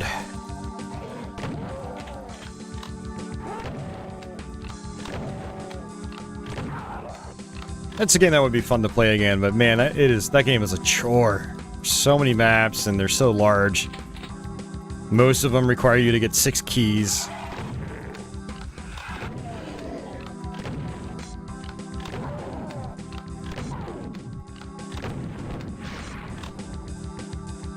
Alright, flip that switch.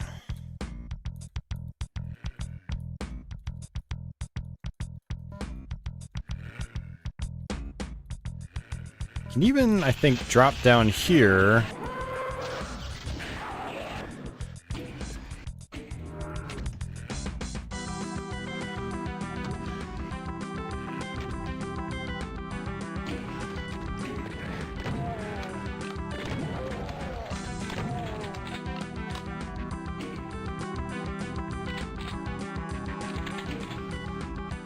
Alright, so for this right here, I can try to jump down here.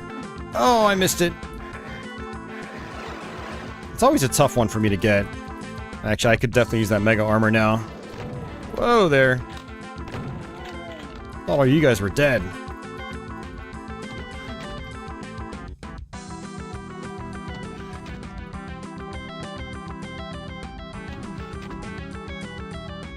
I can't see.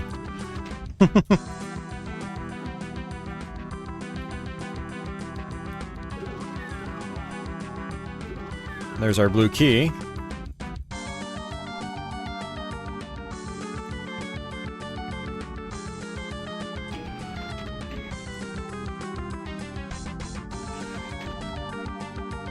I need a key.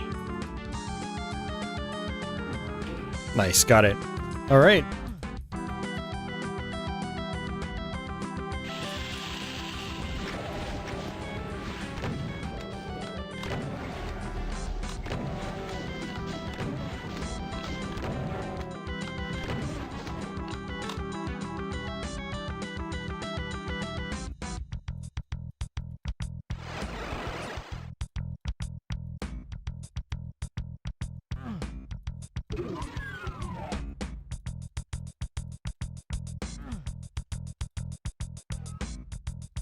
Alright, this is it, guys. Secret level. Hey, Stexor, welcome back. You wonder what the best mid-90s Doom knockoff is that isn't Heretic.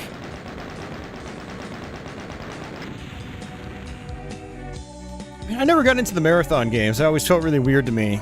But then again, I only really messed around with Marathon 2 because Part 1 was Macintosh only. Alien Breed 3D. Yeah, I'd like to actually try Alien Breed 3D. Hey, Carl, welcome back. Like on a really powerful Amiga, because the low-end Amigas, like, it doesn't run it. They don't run it very well, so.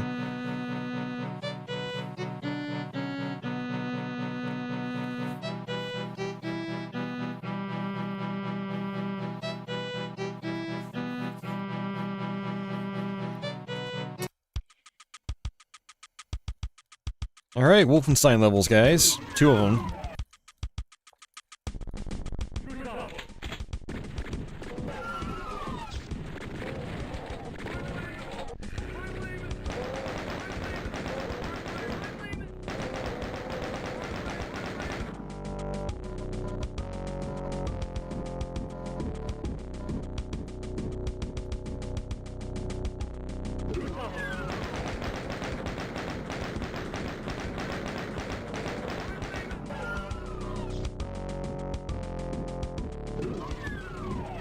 Hey, Sean? Yeah, we've been going for, almost 2 hours now. We probably have another hour and a half to 2 hours to go. Because we're officially at the halfway point in the game.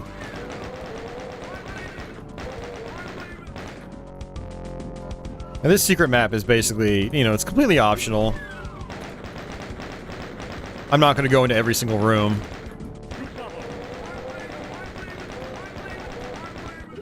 Just like the shotgunners and zombie soldiers, these guys will infight each other. If you want to take your time, you can try to trigger them to attack each other.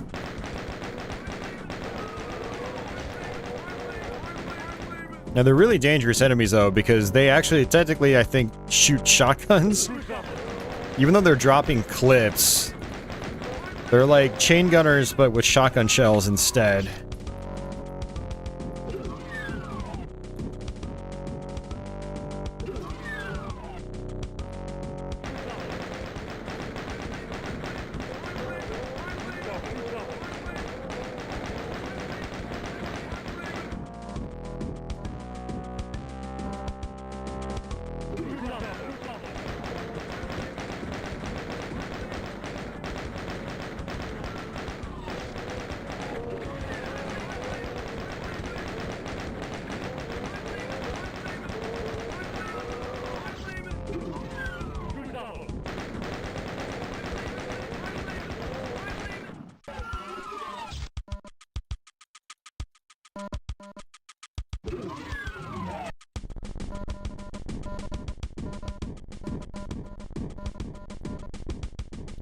Yeah, Doomsash Marathon is on the Pippin, which I actually used to own the Pippin, but I never grabbed more than one game for it, so...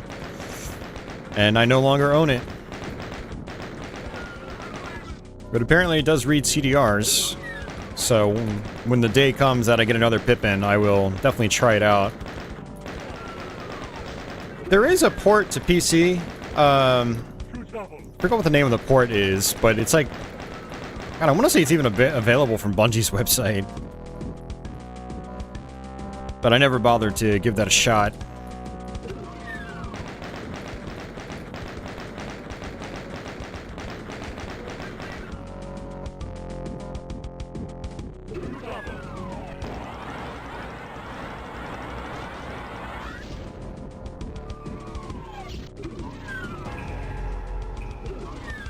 Alright, so to get to the next secret level, it's the same way as you get to Wolfenstein 3D Episode 1's first secret level.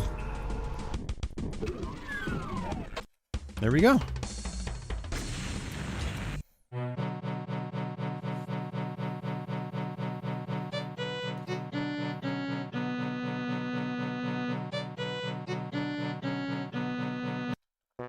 It says you better blaze through this one.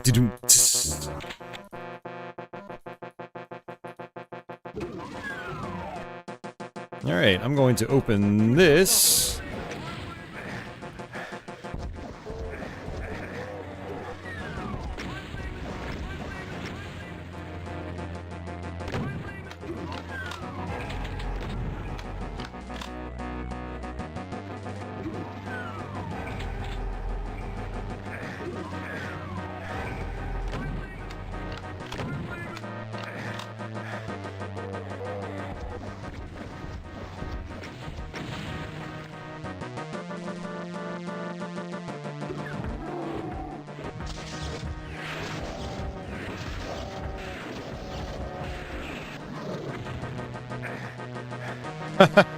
He got triggered by this SS. Alright, let's go ahead and grab this on the way out. Let's see, do we still have the... Yep, we do. Nice.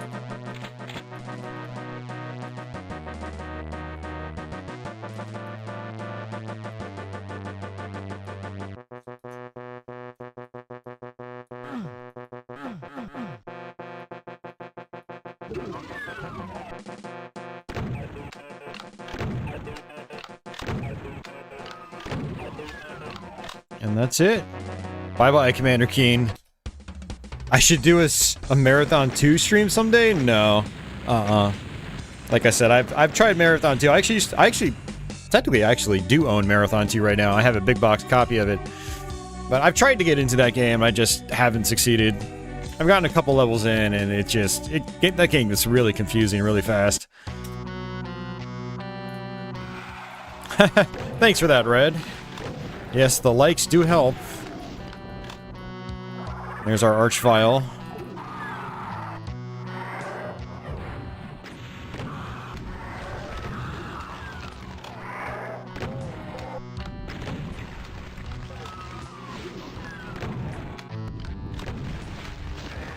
Oops.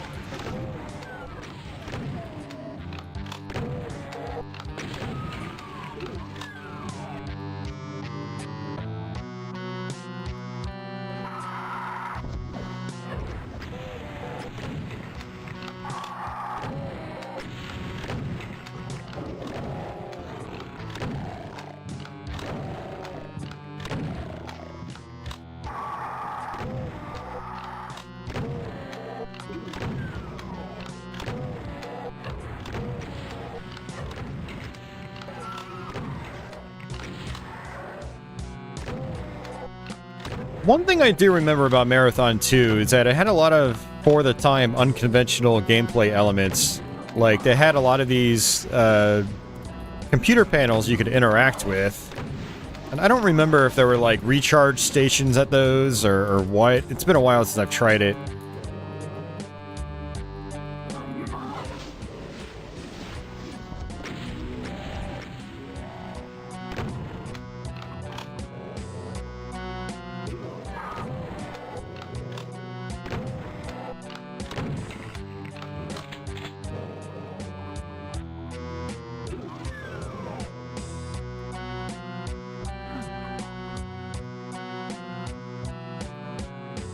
Alright, let's try to get rid of all these guys first.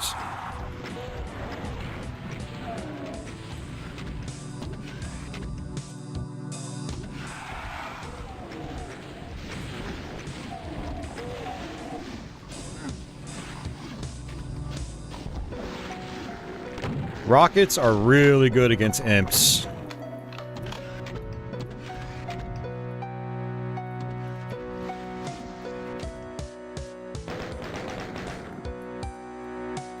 Yes, Marathon, I'm not sure about part 1, but part 2 absolutely did have underwater. Yeah, I mean, the second you're dropped into the game, there's like a huge pool. That's like, I think, it was probably one of the impressive things about the game when it first came out. I mean, there were like little pools, but then there was actually like huge like big water tanks that you could jump into.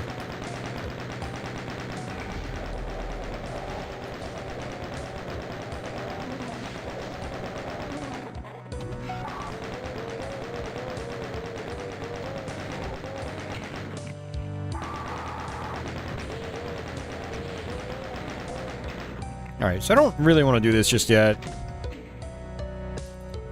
'Cause I don't need the ammo yet. Yeah, Durandal that's part 2, yeah, that's Marathon 2.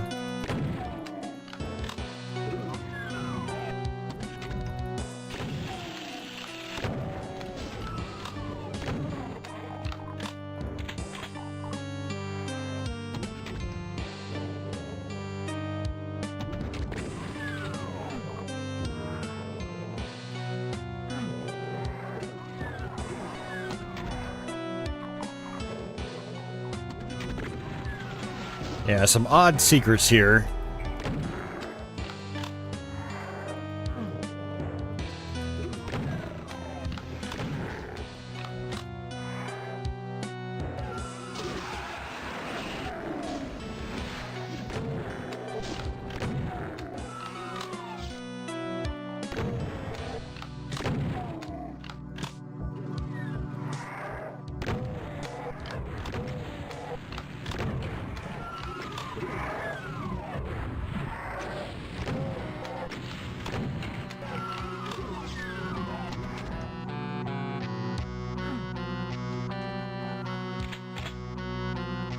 Oh, and this is the point in the playthrough where I start to get tired. 2 hours straight of Doom 2. It is a little grueling.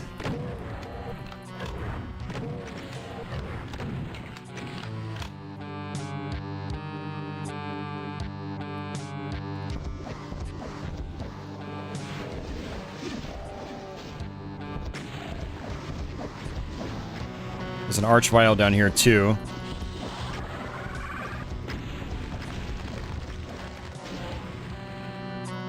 I'm gonna save that invincibility. But the second we grab, I think there's a key up here. Yep. Spawns in all these enemies. This is a good spot for infighting. I don't need that. I'll go ahead and grab this. Oh, didn't even need that.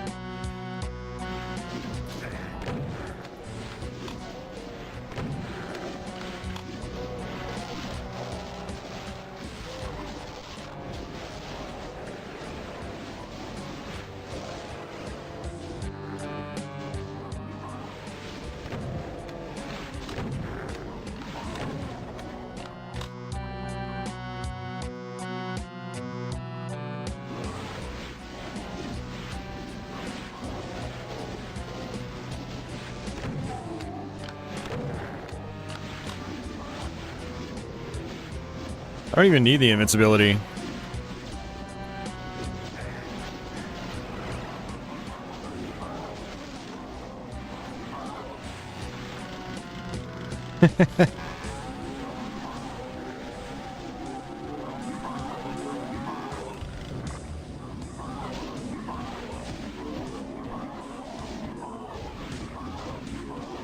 Look at all you Debbie Downers about Doom 2. I love this game.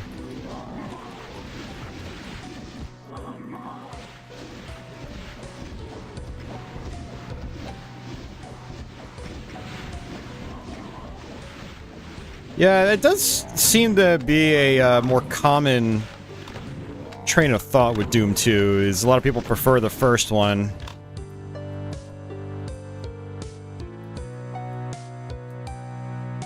I have always found that the level design in Doom 2 is more devious than Doom 1 overall. And I think that's probably a turnoff for some people.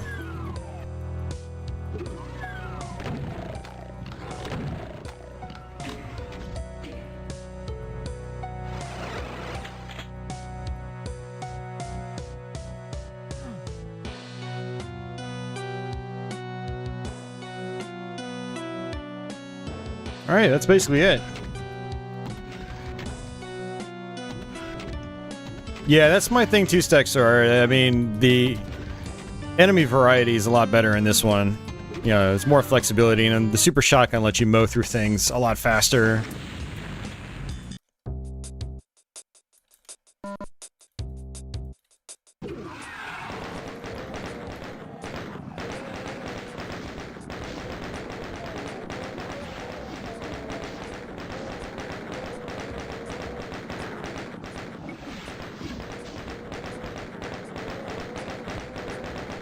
I will say the environments are definitely a lot more drab in this. I mean, I understand why they did it. It's supposed to look more like Earth.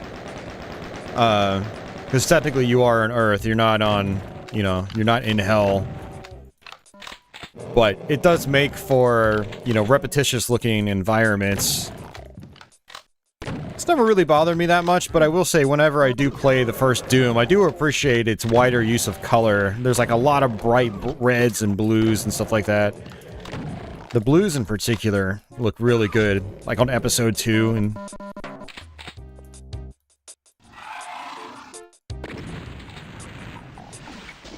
Hey Jay, yep, early stream. Yeah, this is kind of a surprise stream. I wanted to knock this out.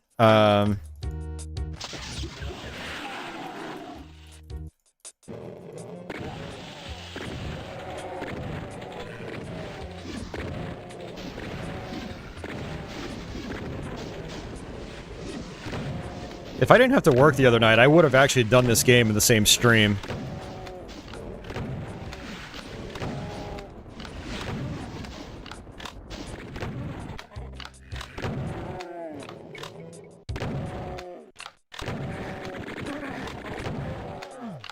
Oops.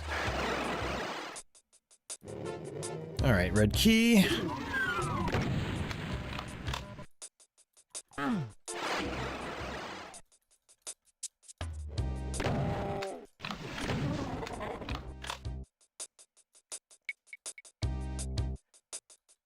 That's right. I don't need to go back down there. Let's go this way.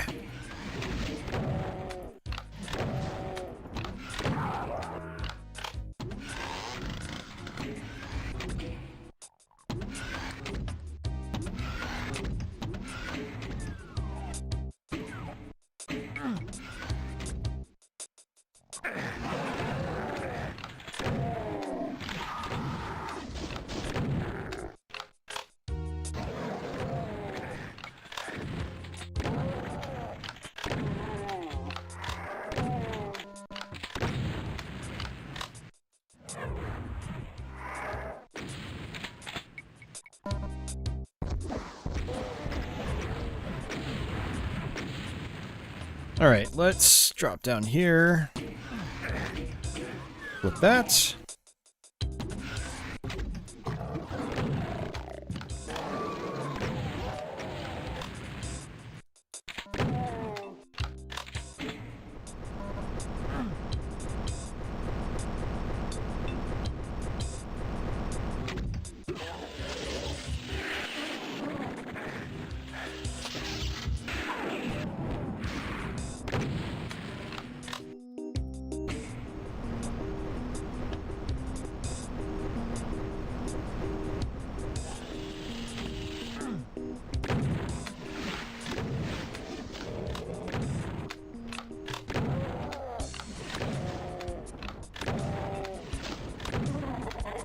Yeah, I mean, Heretic is definitely colorful, but it also gets really repetitious in how its levels look, too.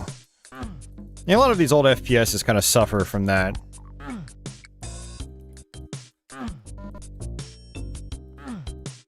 I mean, Hexen and Heretic... Oh god, Hexen in particular gets really drab looking. Or repetitious, I should say. There's definitely cool set pieces in all these games, but yeah, they do... A lot of them have the issue of looking repetitive.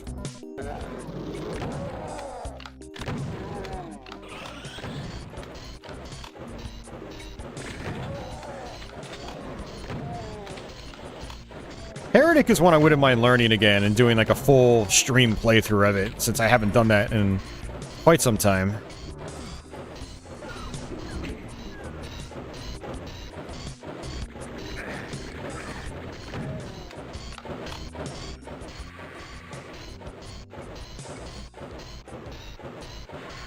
Carl says, I missed the Genesis variety stream. Shinobi 3 is one of his favorite games on the system.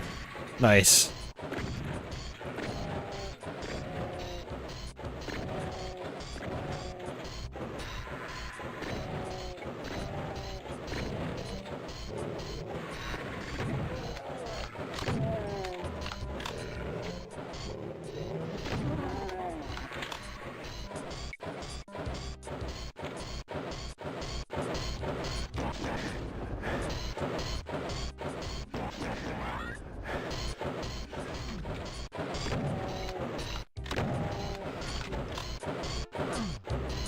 Alright, say goodbye to him.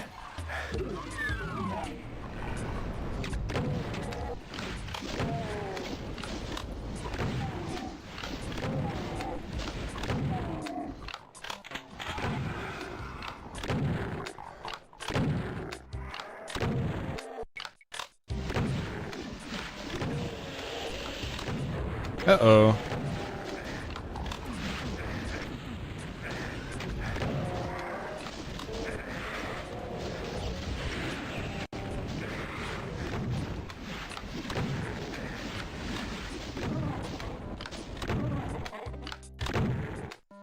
Yeah, that was slightly dangerous.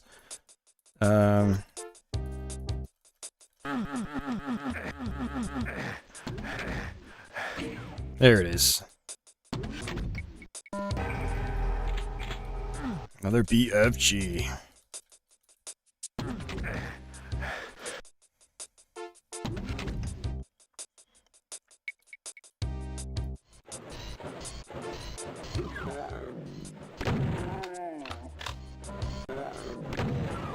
We've got an arch vial in this little cubby.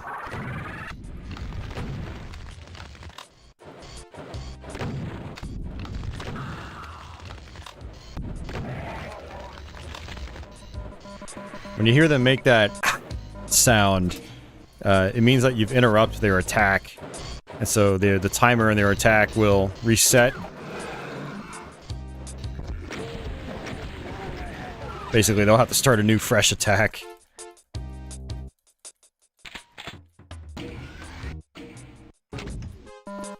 We got some secrets. Let's see, I want to say this side, yeah. Takes us to some mega health. Or mega sphere, not mega health. Getting my terms confused.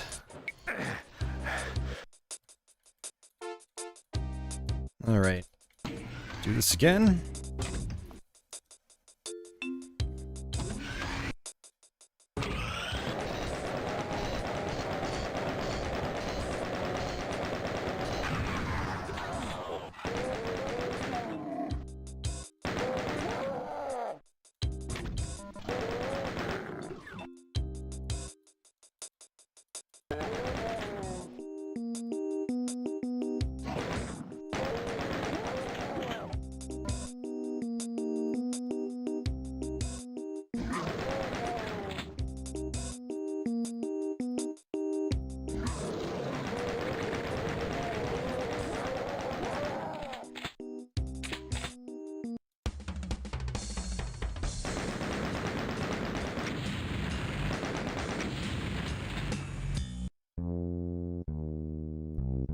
Alright, this door you have to actually shoot open. The shoot switch. You can punch it too. That apparently stumped a lot of people back in the day. And come to think of it, I think it even stumped me for at least a few minutes. Not a significant period of time, but yeah.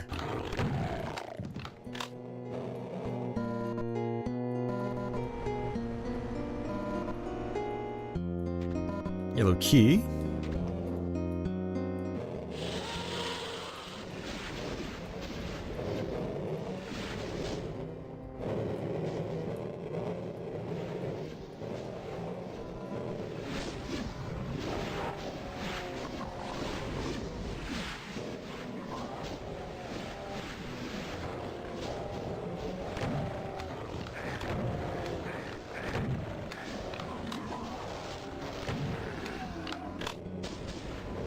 Another area that's really good for infighting.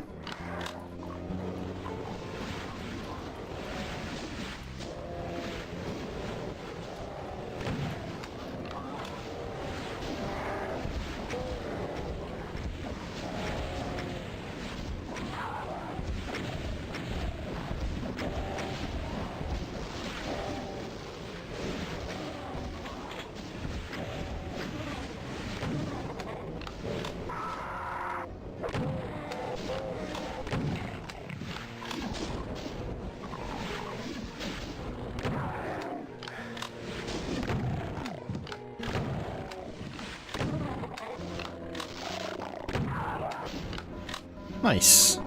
Not too shabby.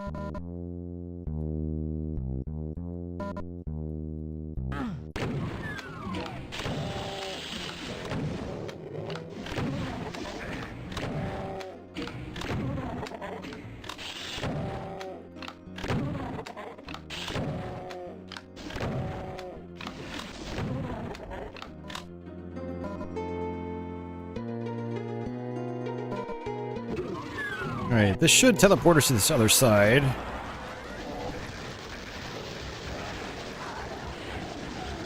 Yeah, that was bad. It's actually really bad. Oh, man. Yeah, one of the things about Doom is that it takes a while to switch weapons, and I keep trying to switch weapons in these big firefights.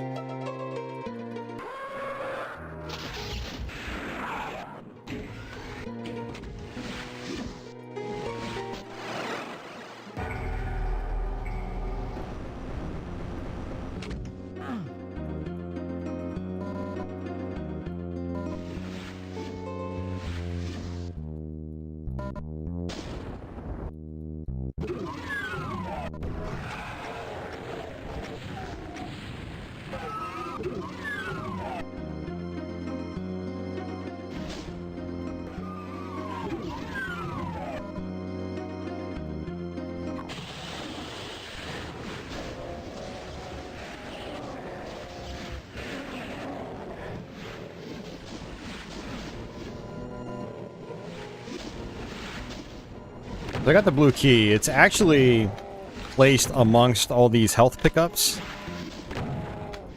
So it's actually easy to miss if you haven't played this before.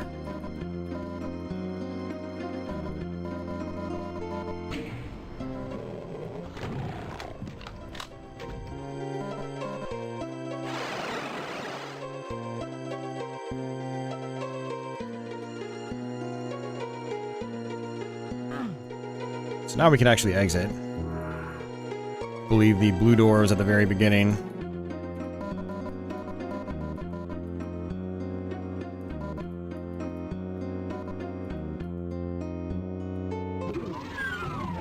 There we go. Patchy Bros. Yep, that's right, Red.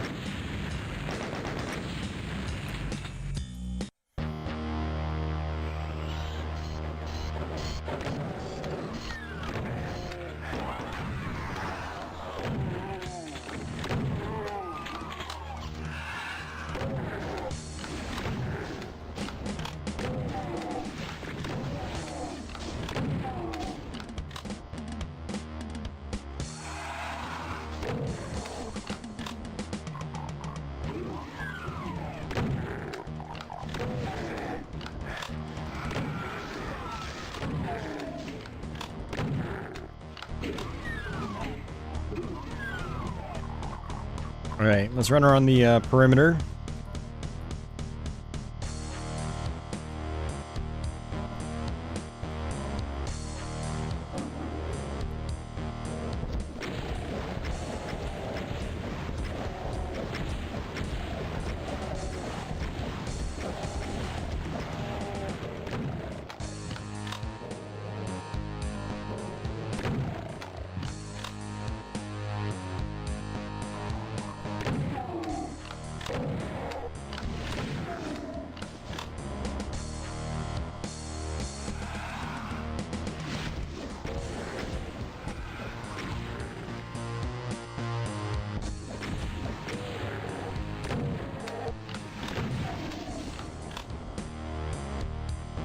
Hey, Mike. Welcome back.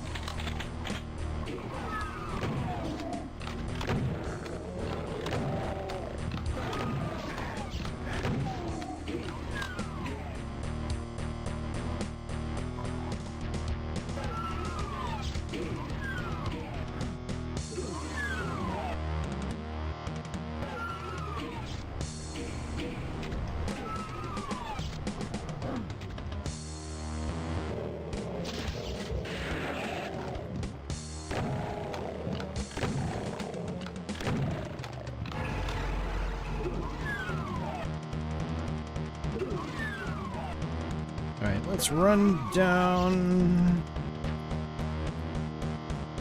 Oh, I'm in the wrong spot.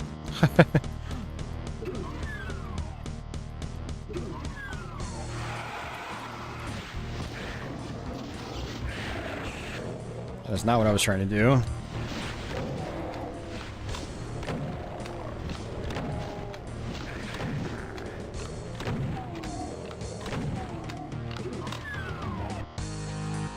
There we go.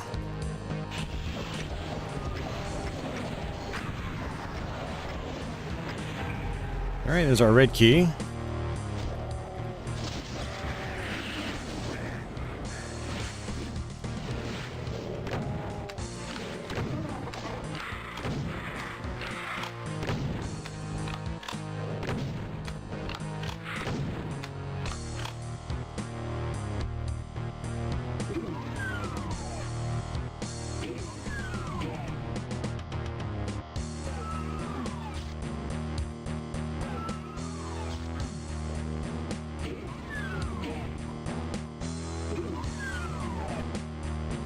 Stexor, I mean, Bioshock was a case of right place, right time. I mean, for the era it came out in, it was pretty unique. And it was also a really damn good game.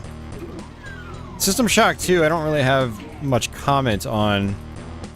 But I do know that it was definitely overlooked back in the day. I know that much.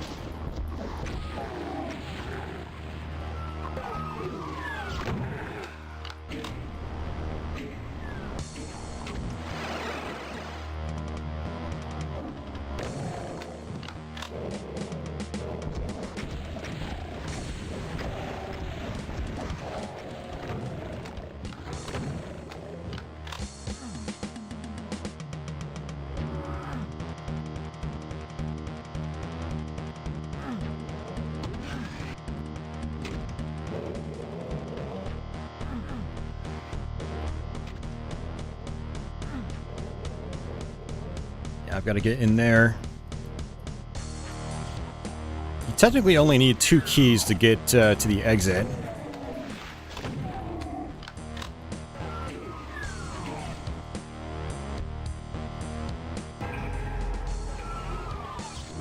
Actually, I will grab that. There's going to be a bunch of hit scanners.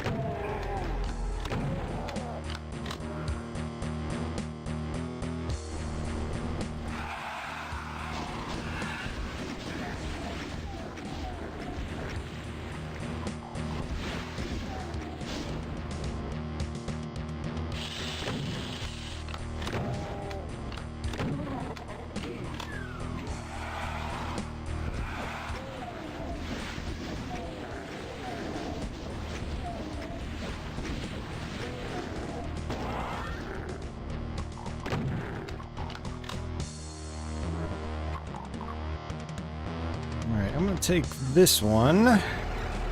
Hopefully it's the right one. Yeah, it should be.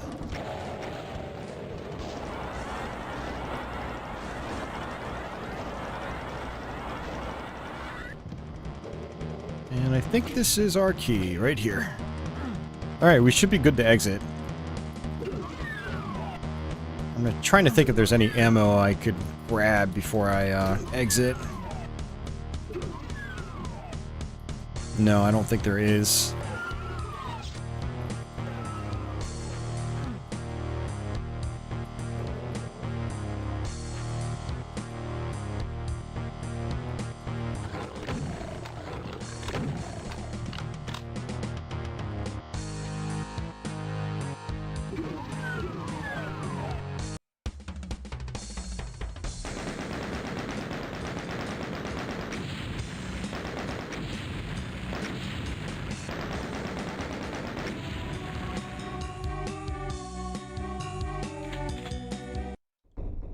Hey Jay, thank you very much for that. He says Sigil stream soon. You know, that wouldn't be a bad idea actually, because the only time I've played Sigil on stream here was when it came out. And that's been a while.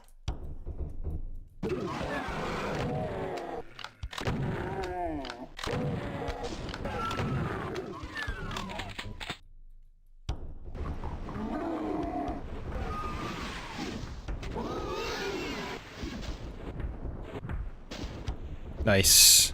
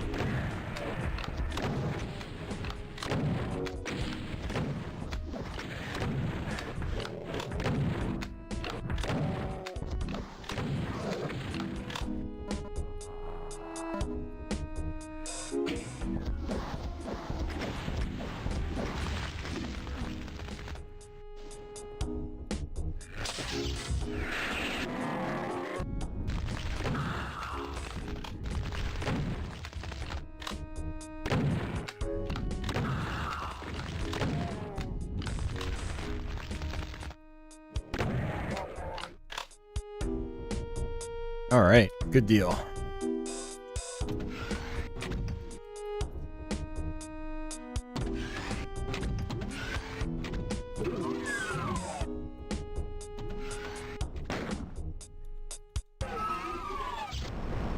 Oh, there it is. Yeah, I thought a platform came up here.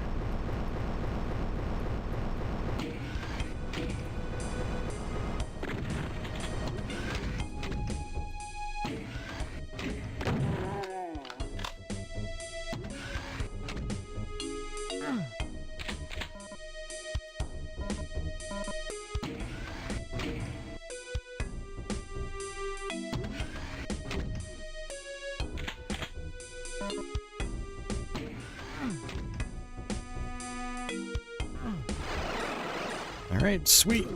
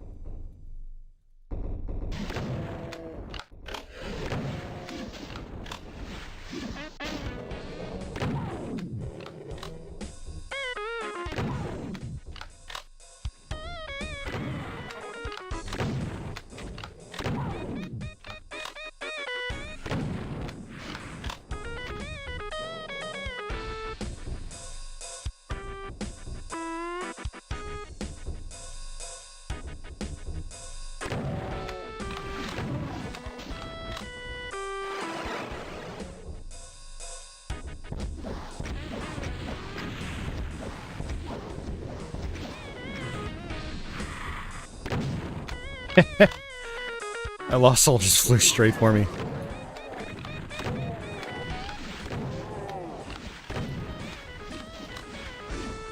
Alright, I'm gonna bust up my plasma gun because I don't trust this section.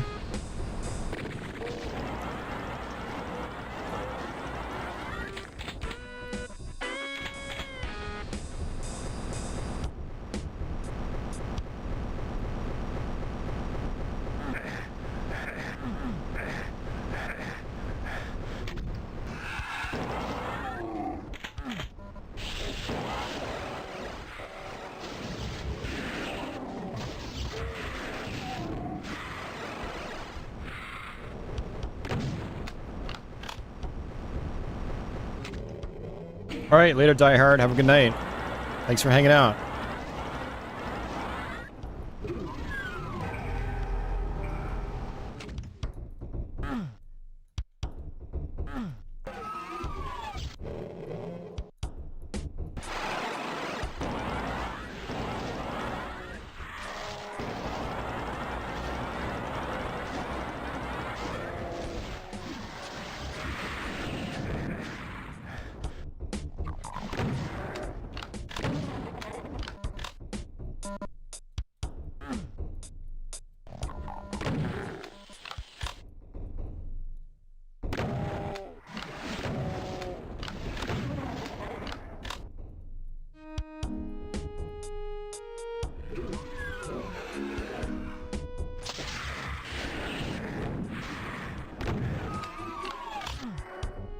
Yeah, you guys are talking about BioShock Infinite. I've never played it. I don't know the overall quality of it, but it is one of those games that you kind of hear people talk not really bad about, but they don't praise it now the way they did when it first came out.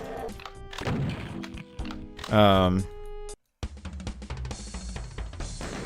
then again, it could be one of those games that was kind of like crafted for like the everyman that just wants like a linear, heavily story-based game, and you know, it's a one and done, and then they never even think about it again. But for us, like more hardcore gamers, or we want to go back and revisit the games, they might not be as interesting or entertaining years later.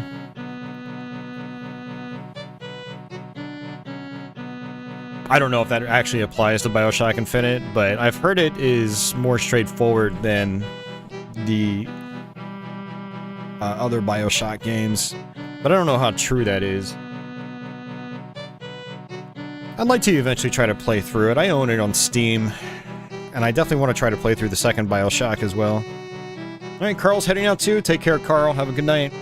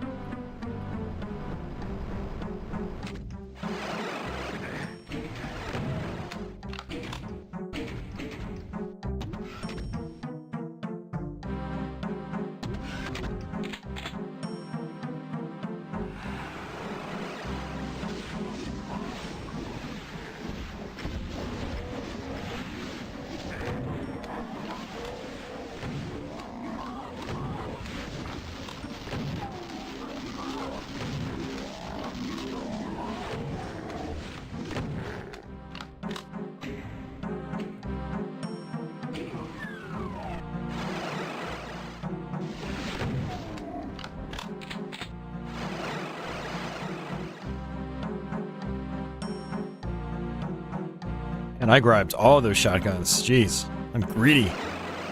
Doom guy is greedy. Let's see. I don't have that yellow key yet. Oops, wrong teleporter.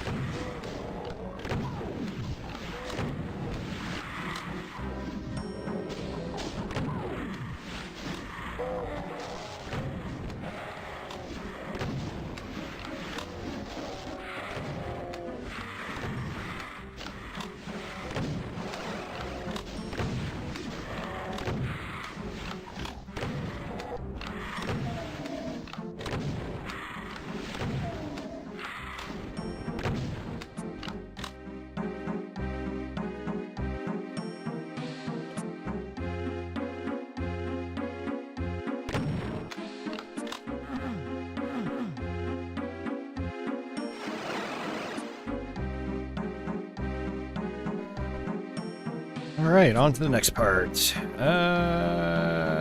that one again? Nope.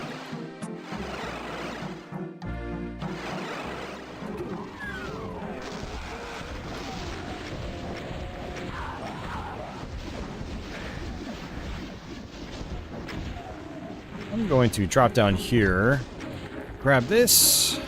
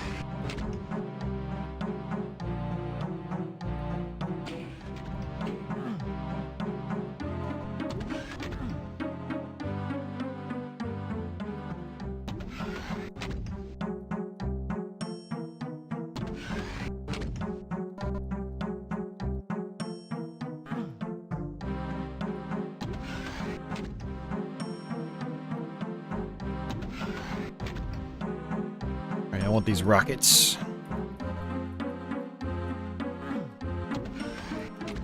Alright, I'm gonna go back to the beginning, grab my med kits. But yeah, we're pretty much at the exit.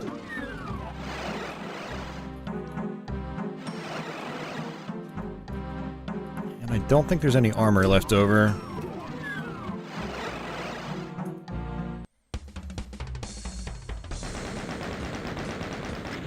The Cerebral War, Jay, was definitely Turok 2.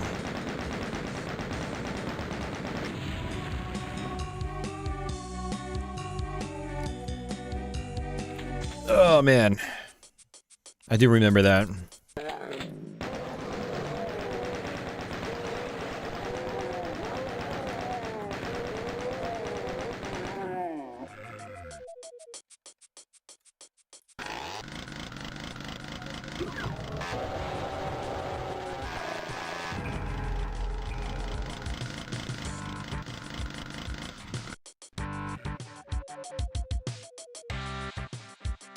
Alright, how do I want to do this? This can be a little tough.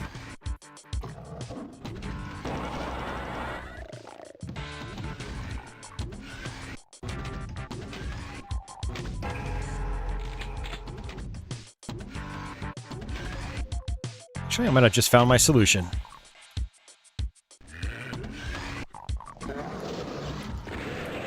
Oh yeah, that's a good solution.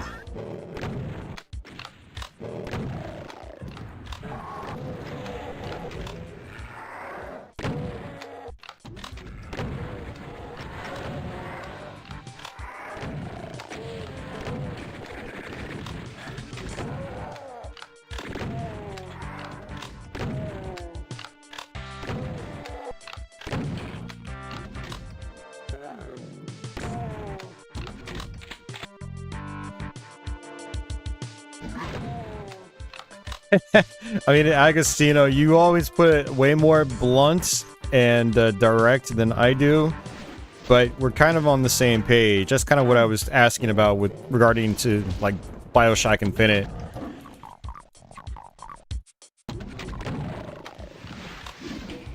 It seemed to me like it was one of those games that all the casuals, and I hate calling them casuals, but I mean, I don't know, what do you call them? Is, again, the everyman doesn't really play a lot of games, but they, you know, they still play games. You know, they might get BioShock Infinite and they love, like, the roller coaster, like, popcorn movie ride, and then they forget about it. But yeah, they'll claim it's like the second coming of Christ in the process. And everyone else that's a lot more experience with games might, you know, think about it or talk about it in a more, I don't want to say more rational manner, but a different way. I have to go down here.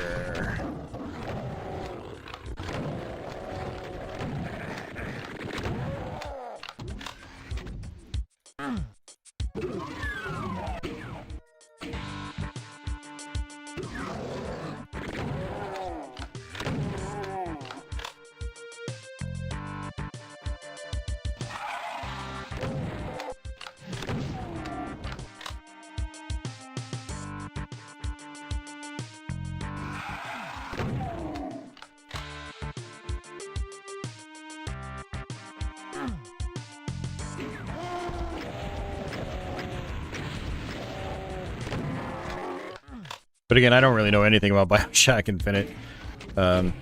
Which is why I was kind of like wondering if that's kind of how people were going about it. Let's go in here.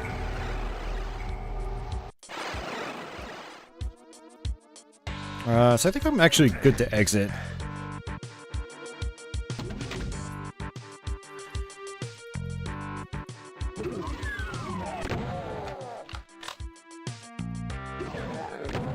Yeah, and Stexer was saying he hears people trash talk Infinite, but like I don't even know if I hear that. I just don't hear people raving about it like they used to, you know. I've heard some people come in here and be like, yeah, I really like that game, but they were like, I still love the first one way more. So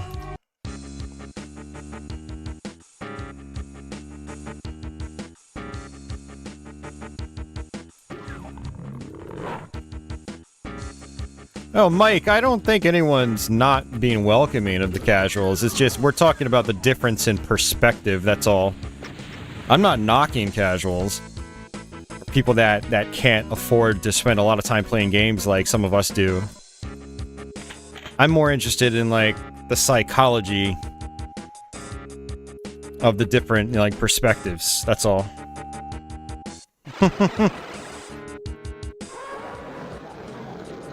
And how their perspective can kind of change what we perceive to be, like, the common opinion on a game.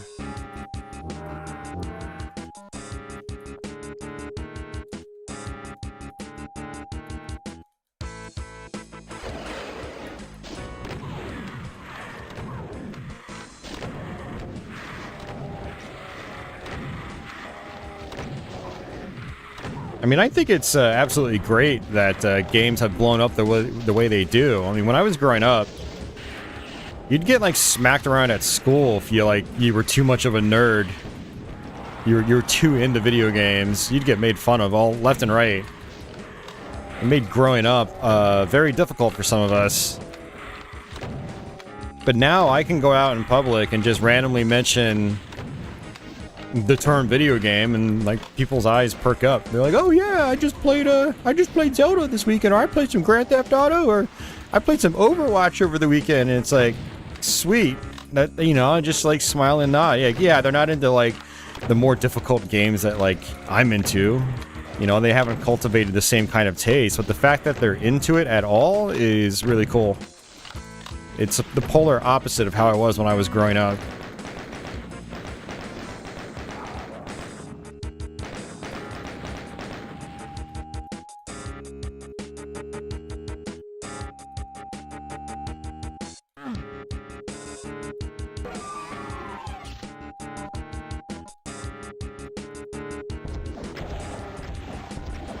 This is actually probably one of the tougher maps in the game if you don't really know how to handle it. I probably should just use my chainsaw, but these guys can really gang up on you pretty easily.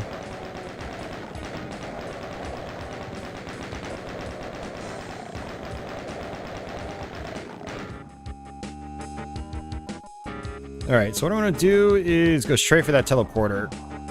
Ooh, right there. So there's an arch vial up there. Or close to it.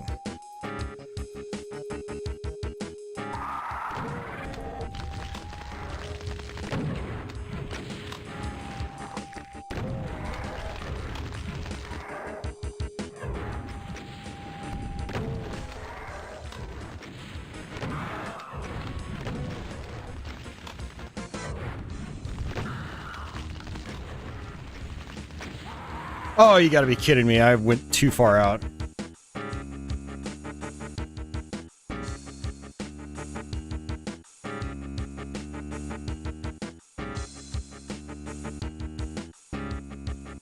Hey, it's funny you mentioned that office. Yeah, people did bash Wind Waker pretty badly when it first came out. People were definitely closed-minded about it. I mean, I kind of don't blame them. I mean, the Ocarina art style was... People wanted that, but to like a next-gen level. I don't blame them. I was indifferent, because I wasn't really... I had kind of fallen out of the Zelda series by that point.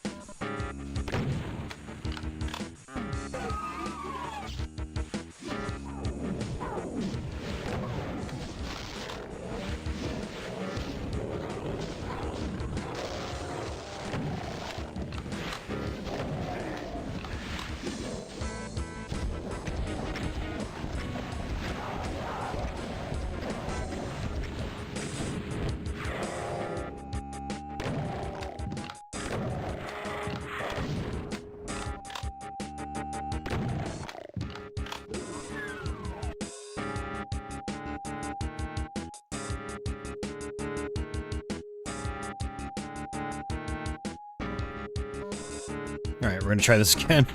Oh, jeez. Ow.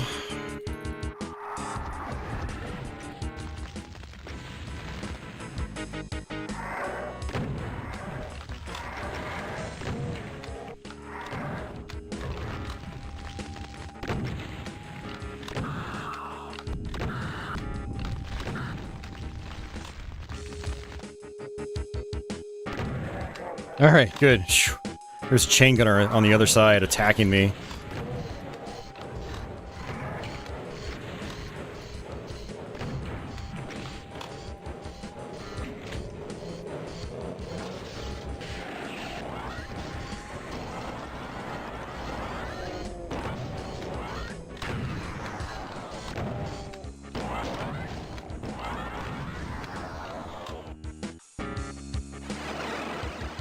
Oh, wrong teleporter.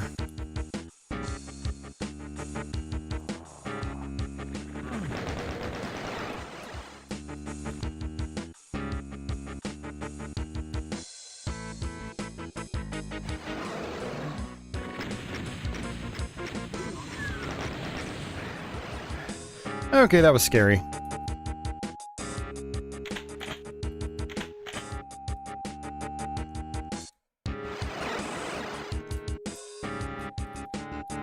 Yeah, so I actually need to hit another teleporter, but this is, I don't know, a little rough. I just don't have much health.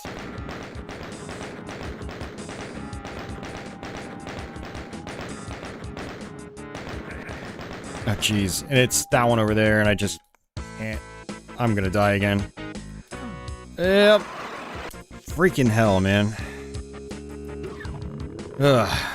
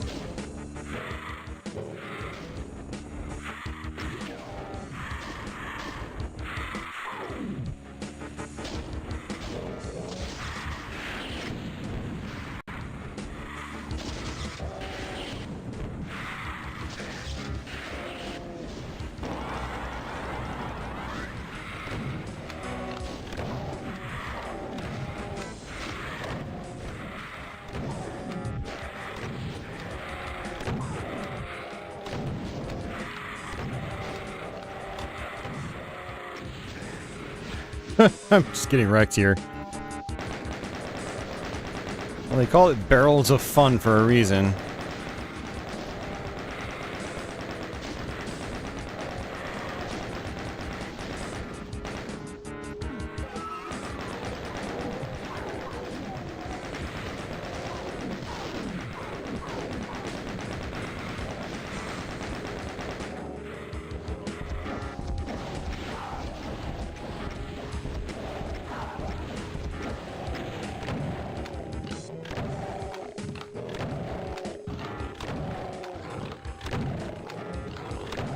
Like, I should just be using my berserk right there, but oh well. Alright, let's see if we can actually go to the right immediately. I don't remember if we can. I can, okay. There we go.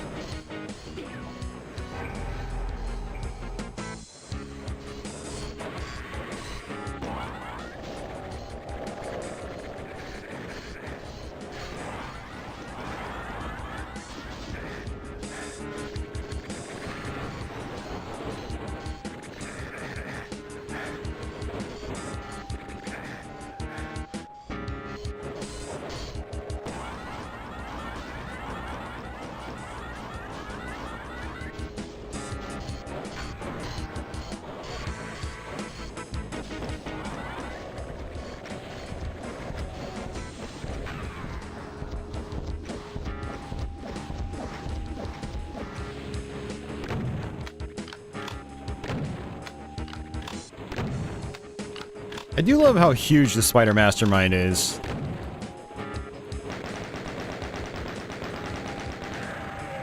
Alright, there we go.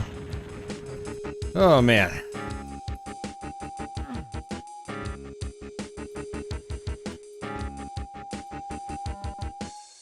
What map is this? Map 23? Okay. Still have 7 maps to go. At least this will be easier, so we have rockets now.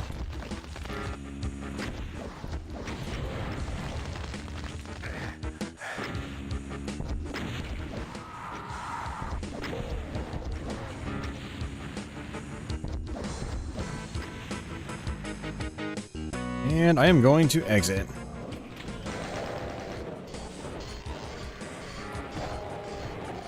I'm gonna conserve my ammo this time.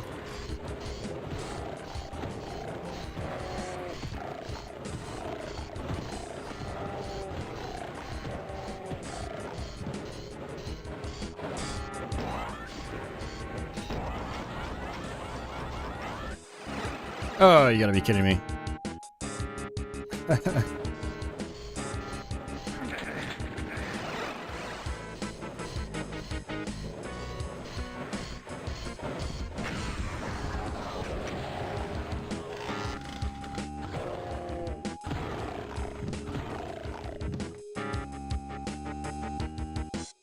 Hey, Office, just because you have a big brain doesn't mean you're smart.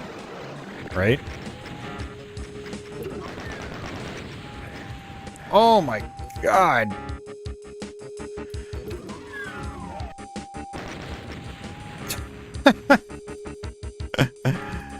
Okay.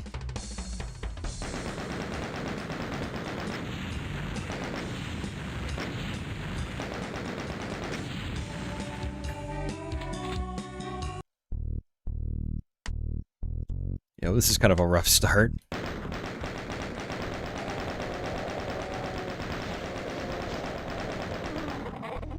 I am gonna quick save it partway through this map, because there are a couple of really tricky platforming sections, and I don't want to have to just do this level over and over again.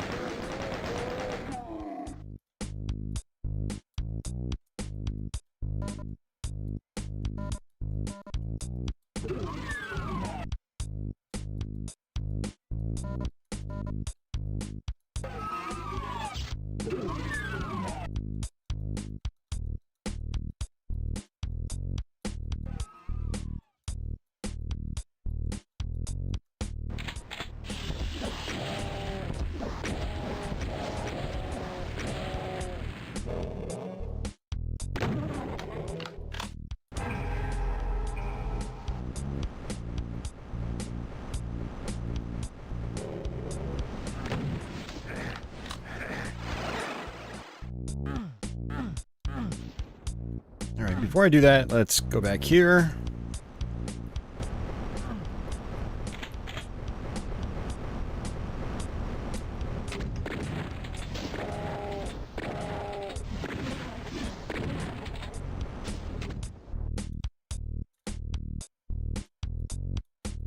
There's a rogue rocket. What's here? Oh, it's that one. Okay. Alright, that is not opened up yet. Let's go back here.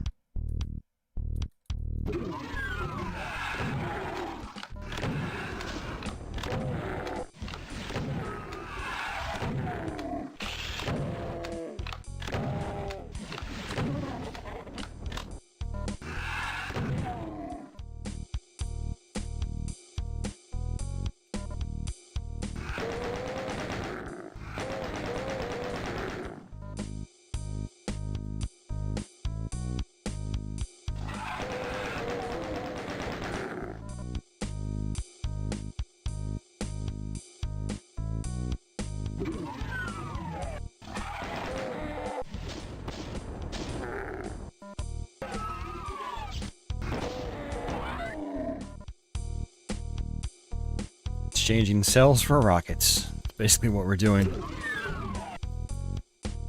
Rockets are great, but not in close quarters.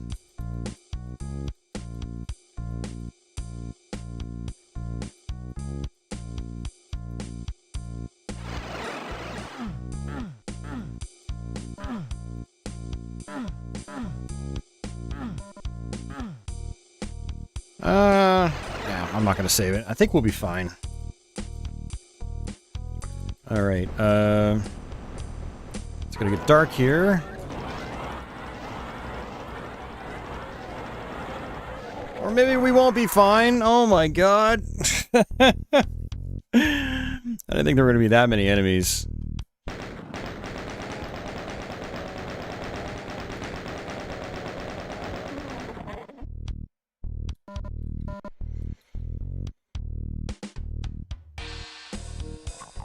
That's what I get for being a dummy.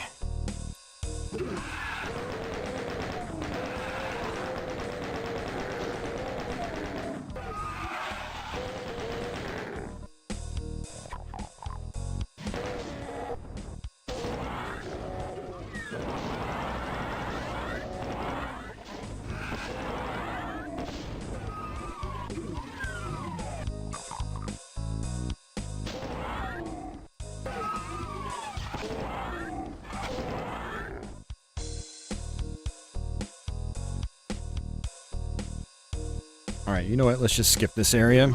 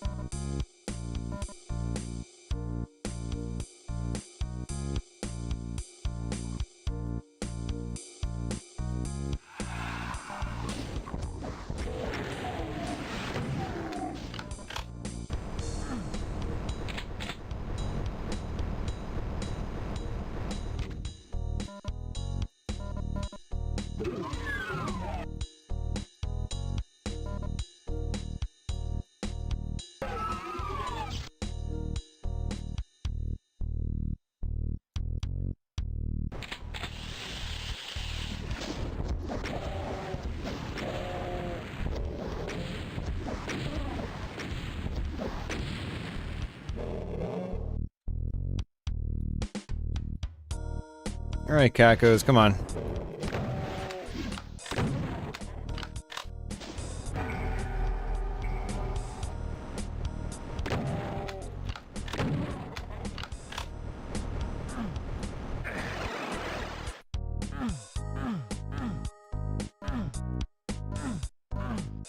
Alright, I'm going to save it this time. Just to be safe.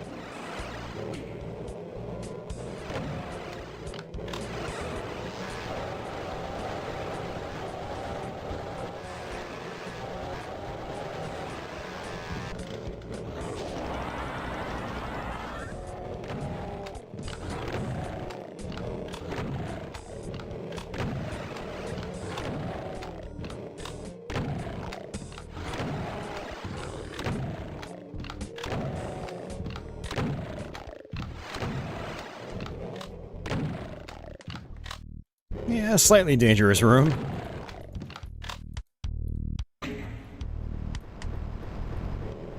But it's worth it. You end up getting some pretty good rewards. Have I read the Masters of Doom book?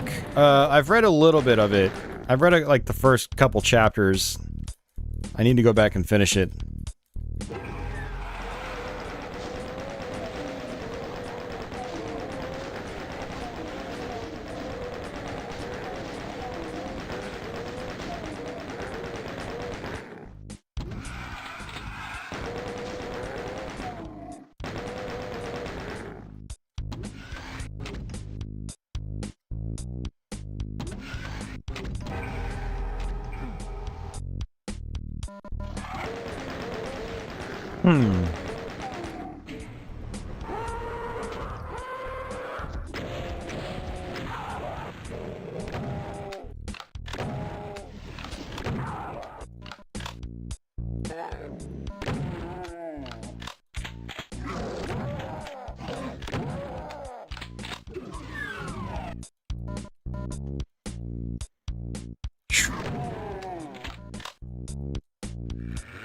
There's a lot to take in just one sitting.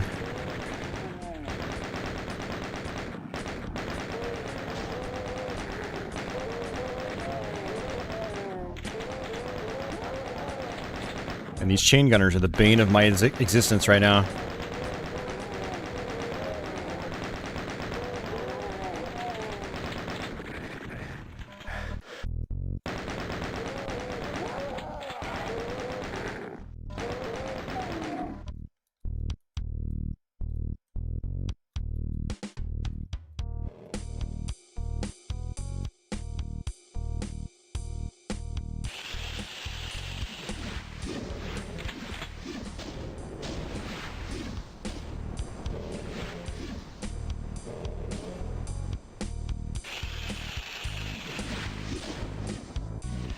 Yeah, having the infinite height turned on makes this part a lot more difficult.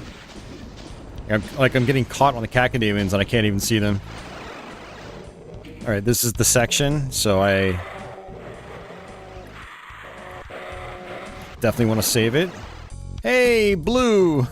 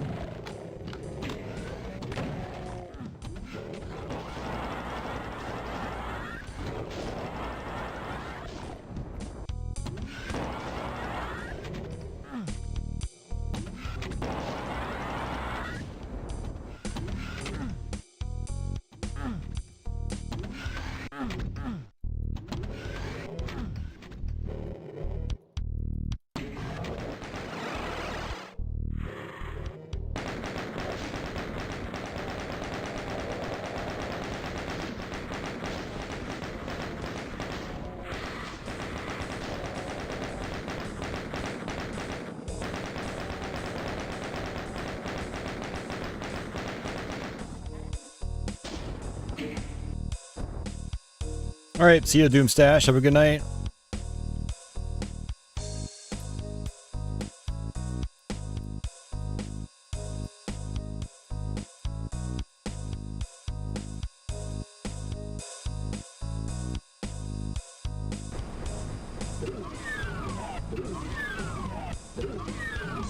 Alright, good deal.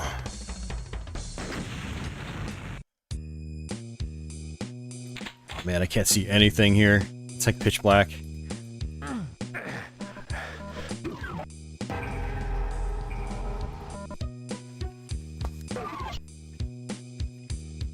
Alright. We've been going for over 3 hours now. I always underestimate how long it takes me to go through Doom 2.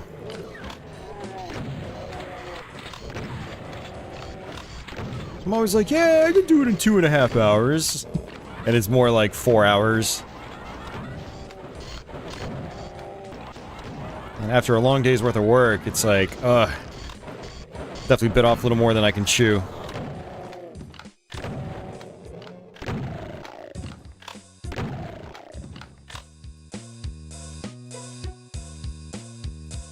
I actually don't need that right now. I'm gonna save that.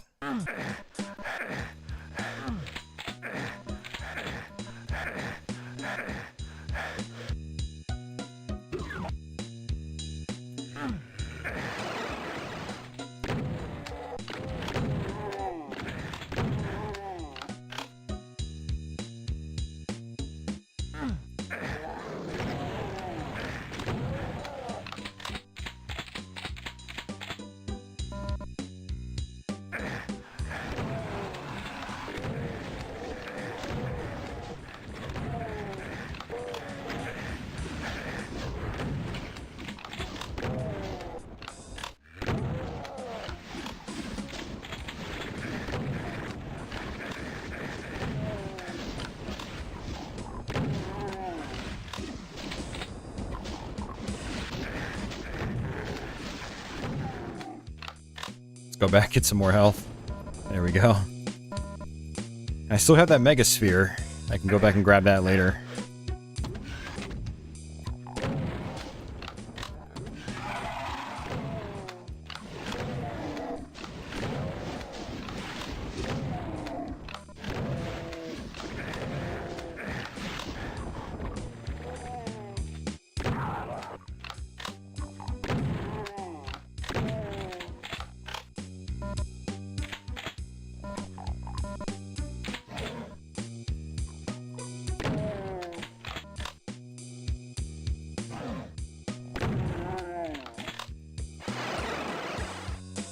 Alright, let's go ahead and grab that Mega Sphere.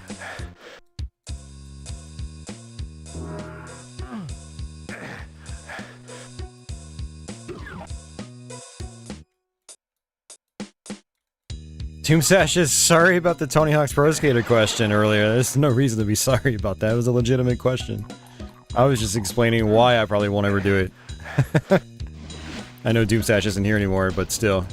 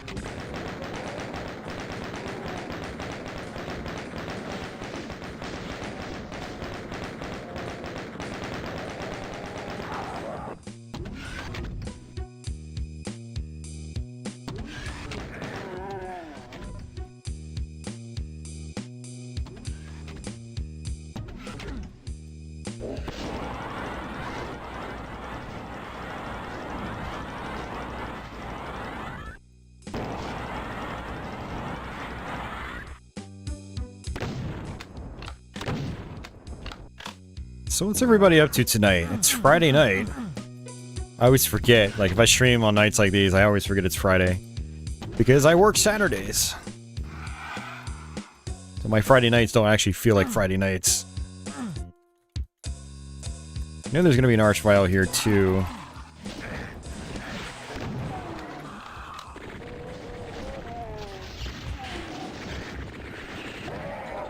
Apparently it's right there.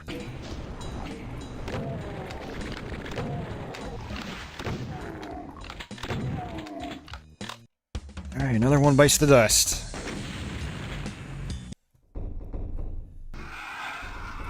This is a cool level. There's a lot to it, but I think it's pretty cool still.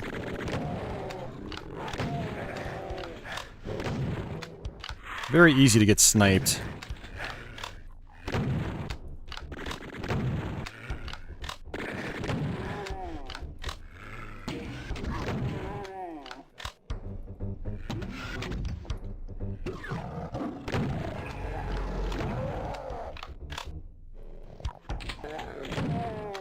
Stexter's been playing through the Gears of War games. Nice. I want to start playing those games again. I want to start with the Ultimate Edition on Xbox One, which is basically a remaster of the first game.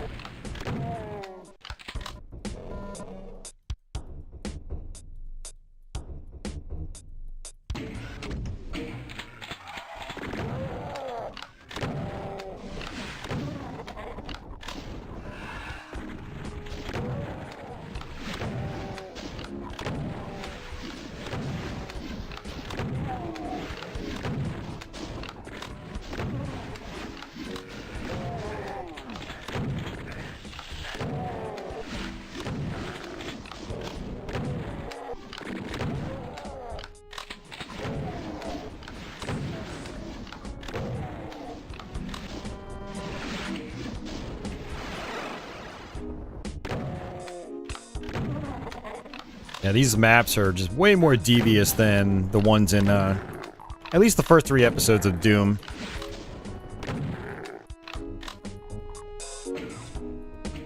Thy Flesh Consumed has maps like this that are a lot more challenging than the normal vanilla stuff in Doom 1.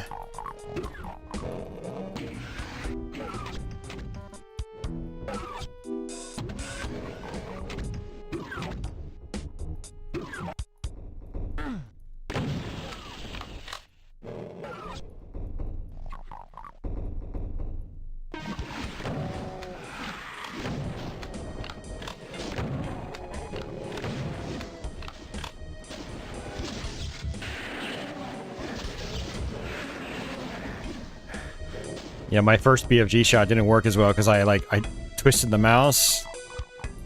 That was not wise.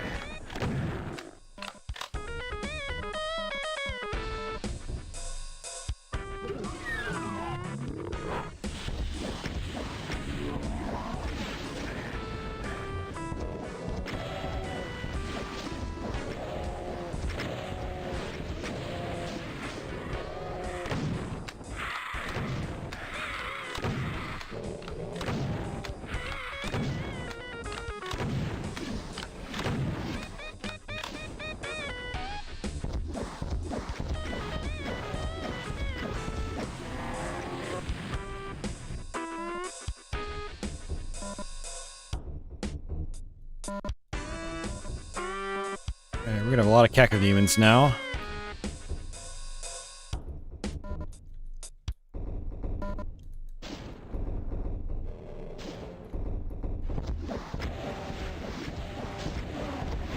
Well, I guess by a lot I meant 5.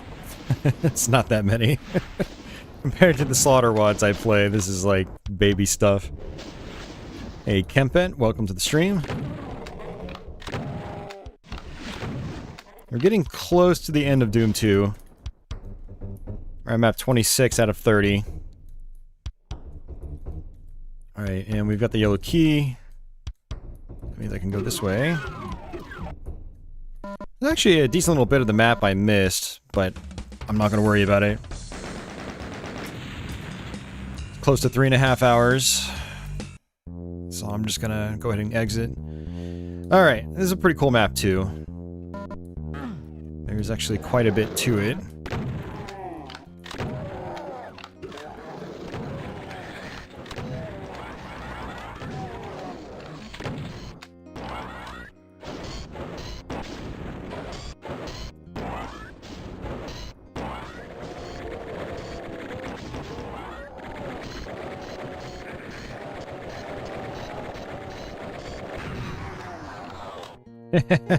Nice.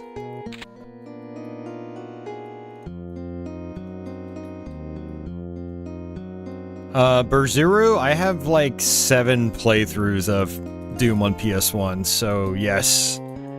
If anyone wants to see them, if you click the description, I have a link to my website that has a list of the majority of my videos. You can go to the PS1 section and find all my Doom PS1 playthroughs.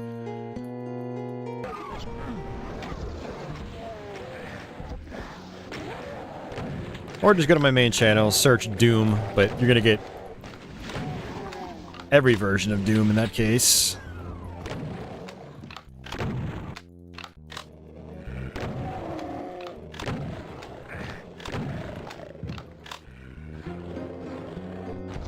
Stexor, I actually want to do Doom 3 on Xbox One. Maybe I'll do it this October.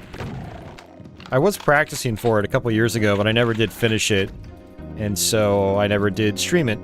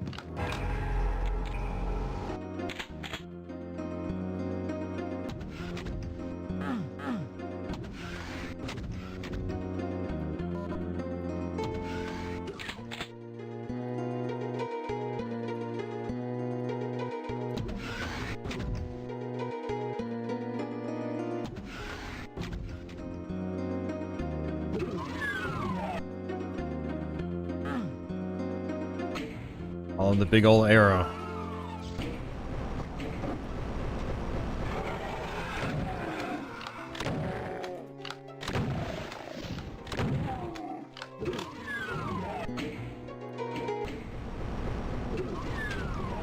Nice.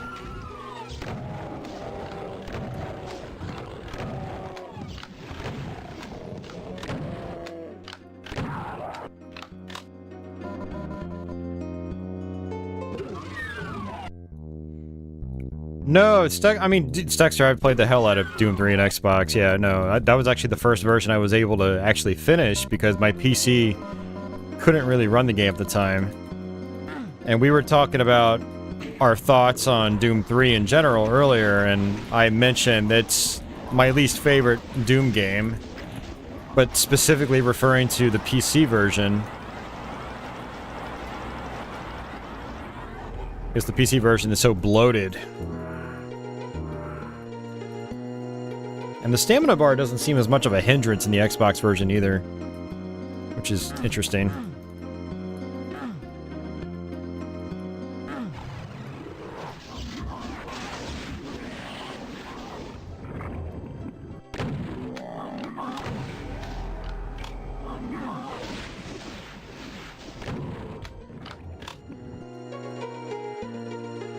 Yeah, Kempit, I actually have a couple old retro PCs. I played Doom on those as well, on a CRT. I know exactly what you mean.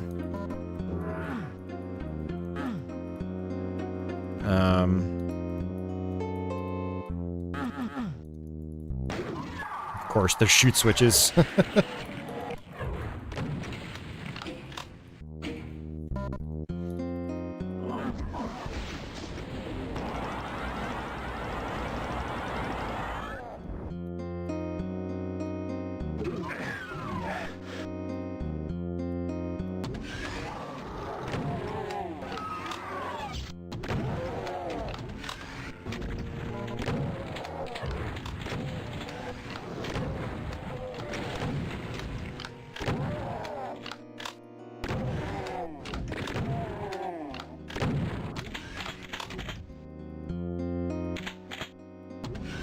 Sexer says, wasn't there a mod that removes the stamina bar, increases movement speed? Well, yeah, there are mods like that, absolutely. But there's a mod specifically called Classic Doom 3, which basically recreates Doom's Episode 1 fully. It's a pretty awesome mod, highly recommend it. But yeah, it gets rid of the stamina bar, it makes your shotgun more accurate, long range. So the shotgun feels a lot better. But again, it's Doom 1 maps, it's not Doom 3 maps anymore.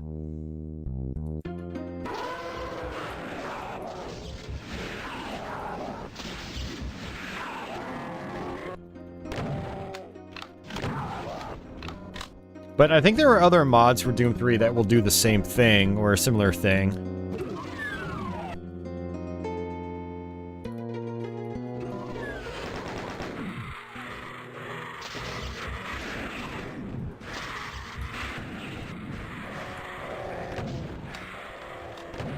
Kind of like the flashlight mods, you know? There's some mods where you can duct tape a flashlight to your, any gun.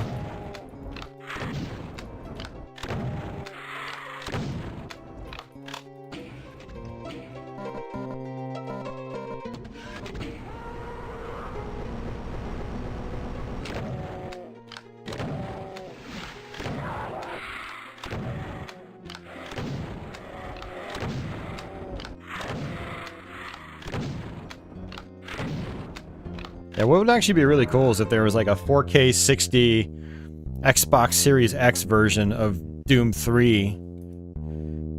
Not a PC port of Doom 3, but like literally the original Xbox version of Doom 3. You know, enhanced for One X and Series X support. That'd be sweet.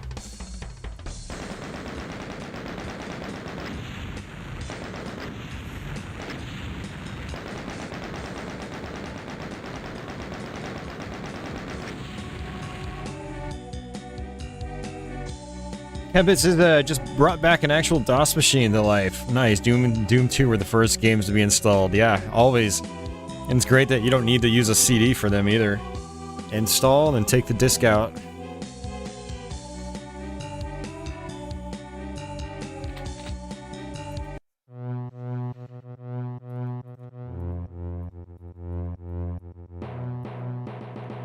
Alright. 2 more main maps and then we have the final level.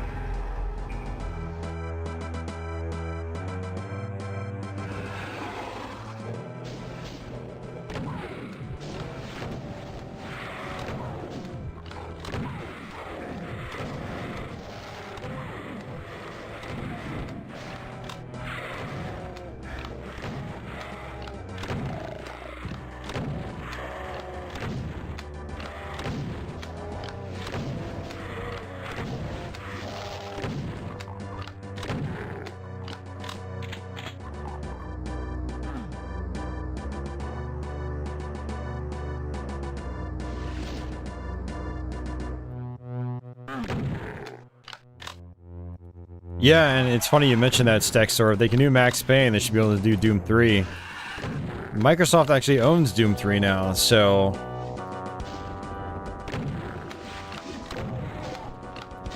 Now, granted, I think it was Vicarious Visions that did the port, so maybe there's some kind of licensing deal with that, or with regards to that. But it would be really cool.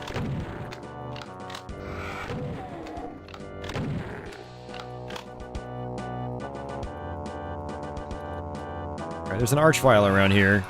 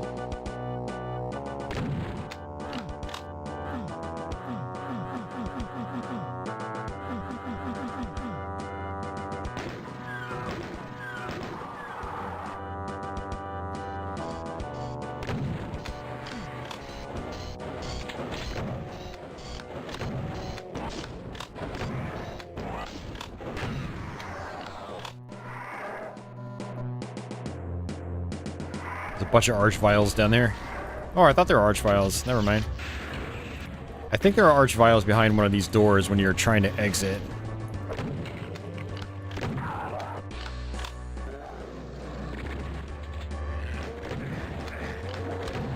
Illusory walls as well. Are there random map generators for Doom? Maybe? I don't know, I never looked into it.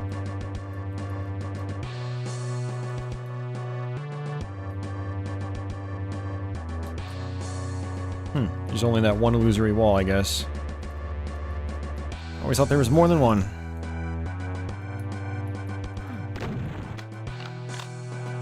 Banu Black keeps retracting messages.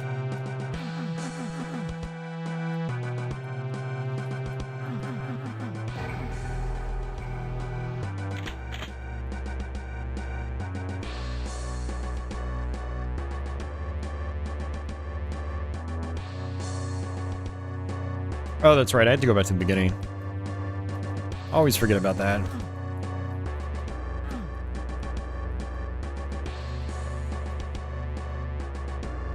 Actually, I think I have to drop down here first. Oh my god, really?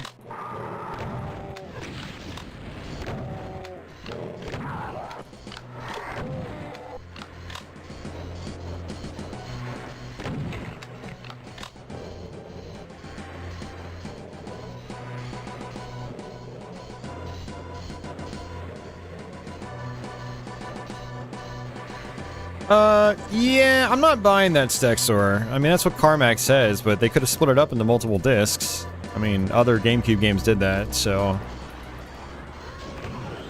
They just probably didn't want to do that. That would have slightly raised the price of manufacturing.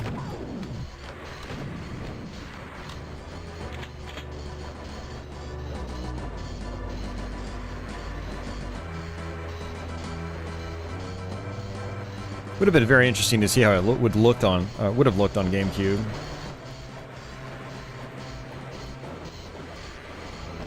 Invincibility!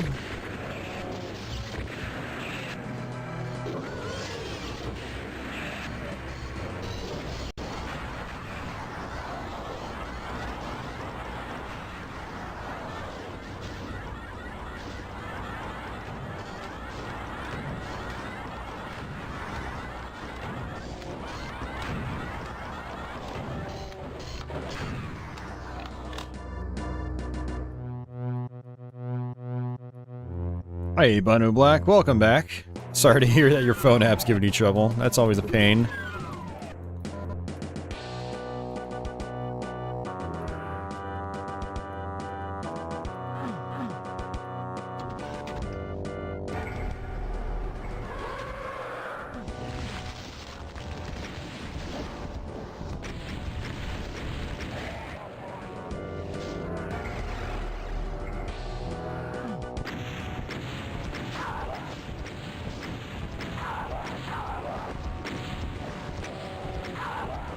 What GameCube games do? Resident Evil 4 was 2 discs, I believe.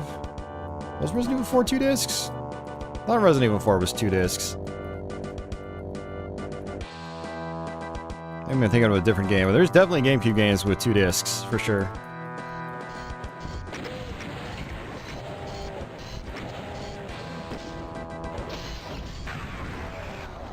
Some RPGs, too, I think, have 2 discs.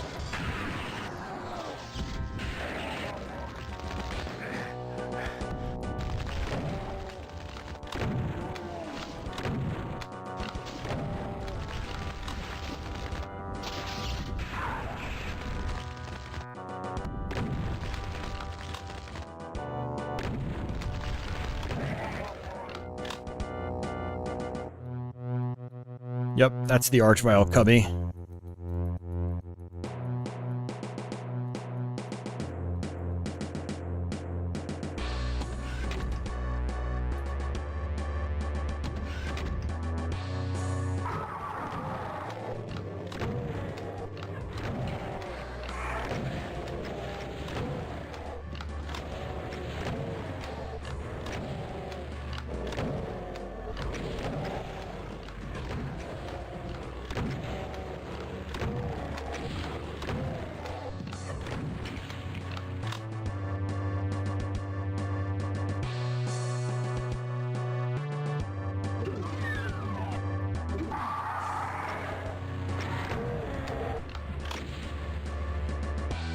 You know what? I'm just gonna exit. Don't really need to kill all these guys.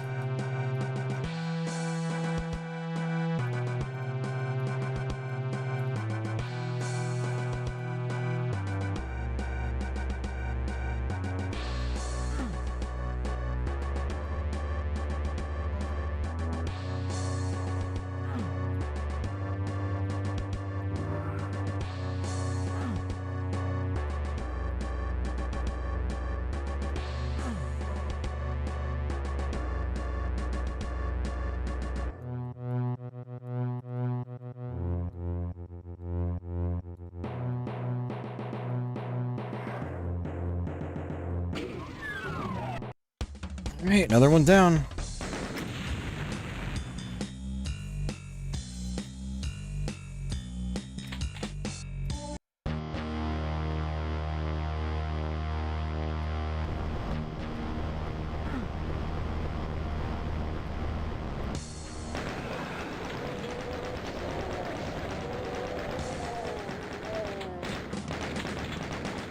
Alright, this is our last main map, everybody.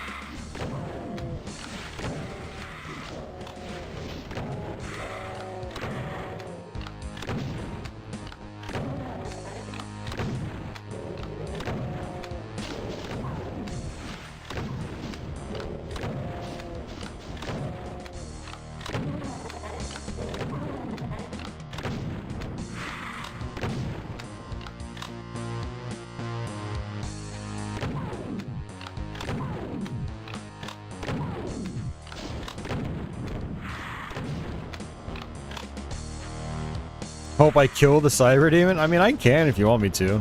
There's not much point in doing it. Like, one lone Cyber Demon is not hard to deal with. I'll kill the Cyber Demon.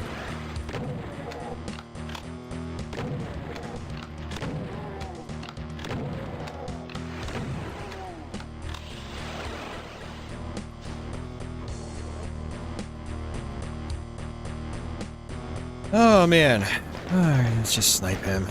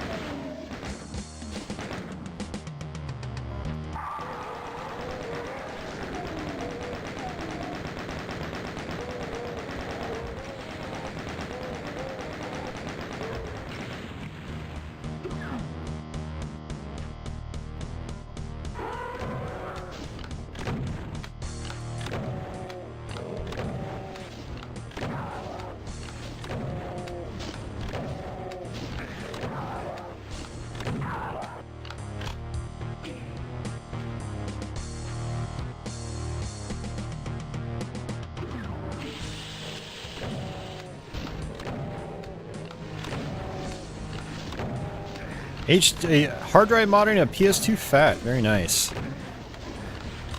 Ah, crap.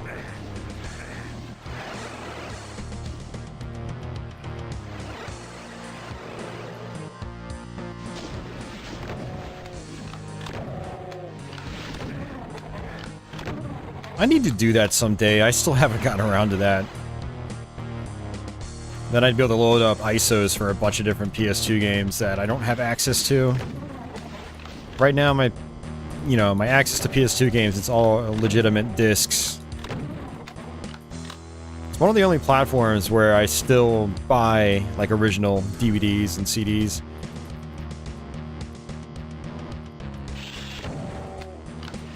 But that gets pretty expensive with PS2.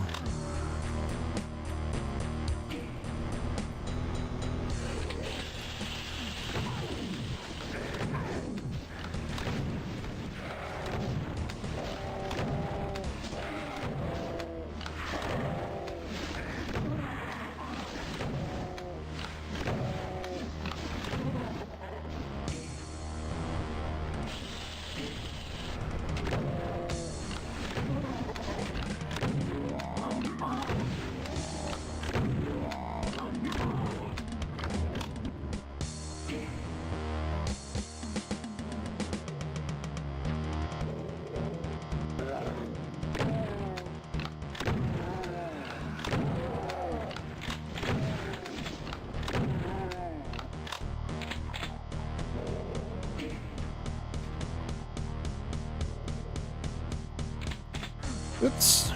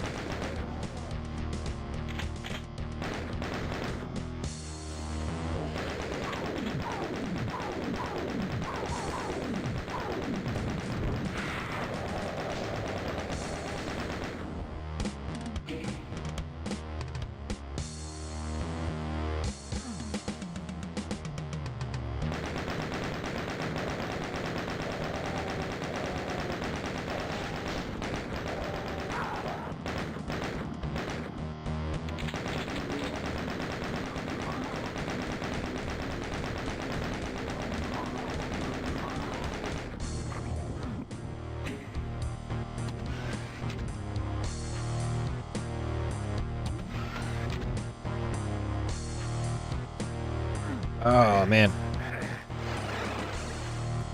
All the way back to the beginning. Oops.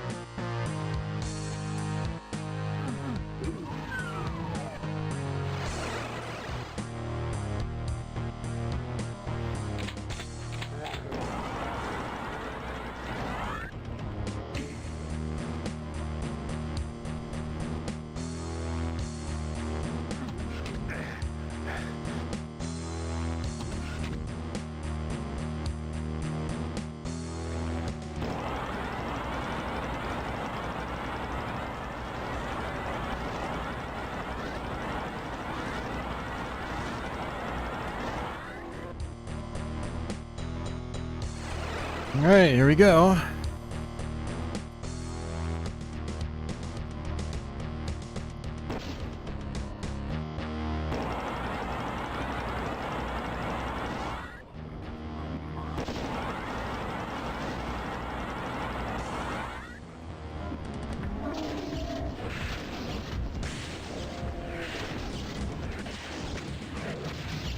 Yay!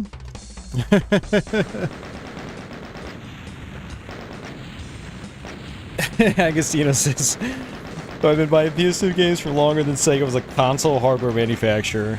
Yep.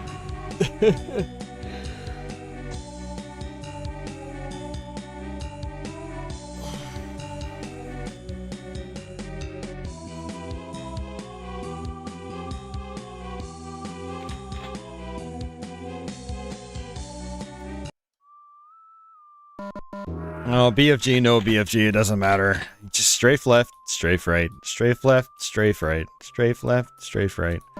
Now, if you're like, do it with your fists, I'd be like, no, that's dumb. That's really, really hard. Everything else is really easy. It's just more time consuming. Alright. Last level, guys. Huzzah! Wrong way.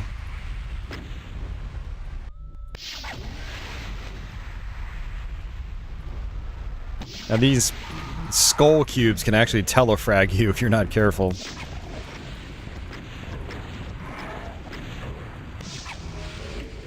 Alright, we have to flip that switch, raises our platform.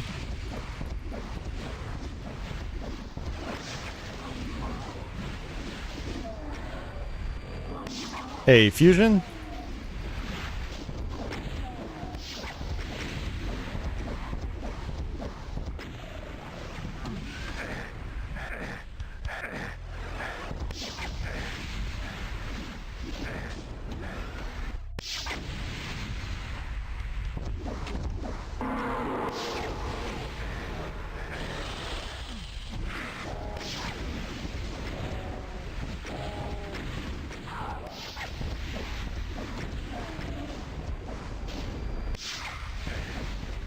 Oh, I messed that up. Damn it.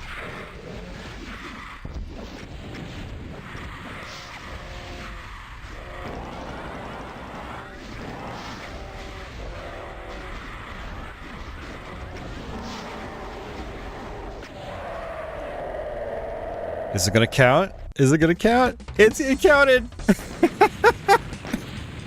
Oh, it counted. That's awesome.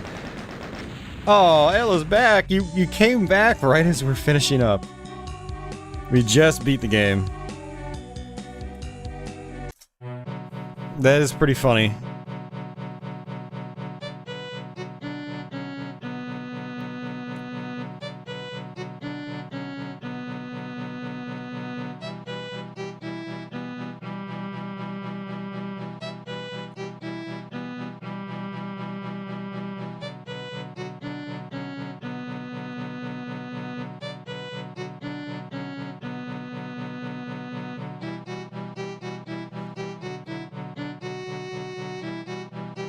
Hey, Sonny, welcome back. Thanks for the GG.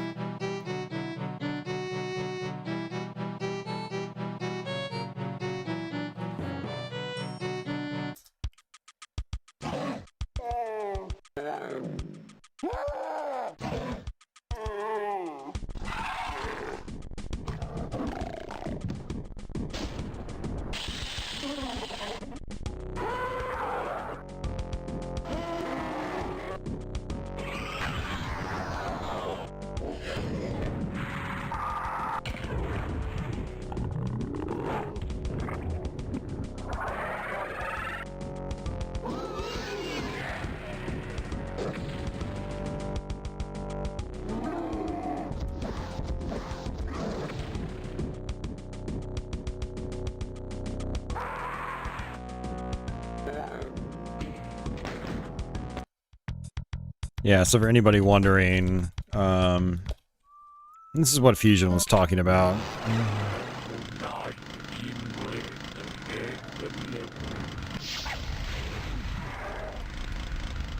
Hey, it's John Romero.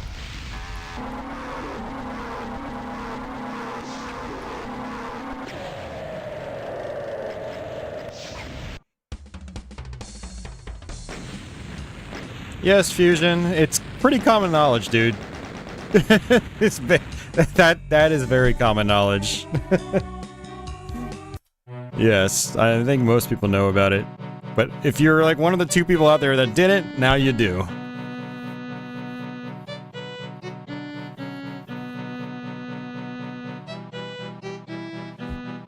But yeah, there you go. That was Doom 2, guys. Took me a little bit longer than I thought. I started to get really tired about halfway through. Whew. He has such a smug look because he's John Romero from the 90s. And John Romero was a smug bastard in the 90s. I love John Romero. But, yeah, he was a little cocky back in the day. Now I think he's a little humble, more humble now that he's like 50. We're in his 50s.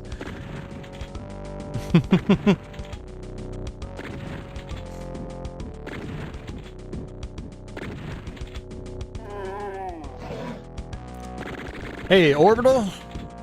I didn't see you out there. I see Zotmeister still out there. Yeah, I think I actually used the no-clip code back in the day and figured that out. But, yeah, it is pretty common knowledge now. I mean, you see the Romero sprite just around the internet, too. Ella got humbled hard by Daikatana.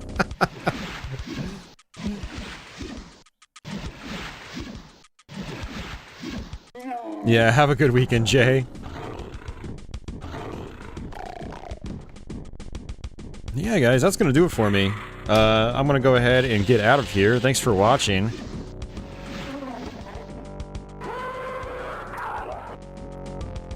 And, yeah, I'll have the archive up probably tomorrow. I'll try to have some of it time-coded at the very least.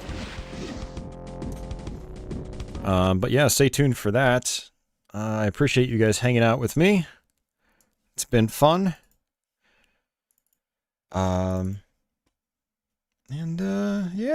it's good times. If you missed the archive to my Quake and Ultimate Doom stream, I'll post that in the chat for anybody that's curious. I time-coded each episode on that one, so you can sort of skip around. But yeah, that's in the chat right now for anyone that's really bored and wants to watch another archive. And, yeah, I'm not sure when I'll be back. Maybe I'll try to stream on Sunday. I don't know. I'm going to be trying to stay inside a little more often, so you guys might see me popping in throughout the week with streams more often. I don't know. Maybe, maybe not. But keep your eyes and ears out if you want to catch them. Thanks for everyone that gave the stream a thumbs up. I do appreciate that. It apparently helps out. And Orbital says, "What about Heretic?" Not anytime soon, most likely. I don't know. I beat 3 FPS games, total of about 10 hours over the last few days, so I'm a little FPS'd out at the moment. And Heretic, it would be Shadow of the Serpent Riders, and that's a big endeavor. That's 5 episodes. That would be a very long stream. And I haven't gone through those episodes completely in probably 4 or 5, 6 years. So I'd have to do a full run off stream or on Twitch or something. And yeah, so don't bank on it. The thing about Doom and Doom 2 and Quake is I can just like sleepwalk my way through them. So like I did absolutely zero practice on these games. But Heretic I would have to practice. Yeah. So, but we'll see. Next time I stream, I'll probably end up doing some console games again. I'll probably do like a variety stream. I wanted to try to do like a PC Engine variety stream. Yeah, and I'm trying to think of what other consoles I'd want to do a variety stream of.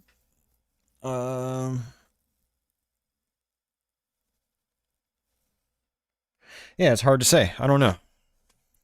But, yeah, guys, that's going to do it for me. How about Earthbound? No, I'm not playing an RPG like that on YouTube.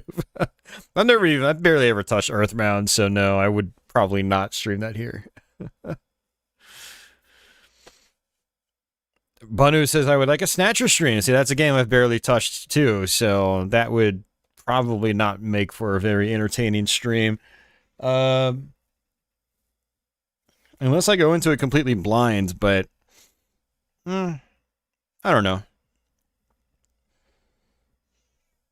I'm not really planning things out these days. Like I said, I made a post the other day where it's like I've got a lot of stuff outside work that is kind of keeping my attention held, and so I'm not taking this YouTube channel thing as seriously as I was like 5 years ago, where I had a weekly schedule and I was always planning out games. It's like I kind of want to have a life, and practicing games that are 6, 7, 8, 15 hours long, whatever, is not a very good use of my time these days, if you know what I mean. So,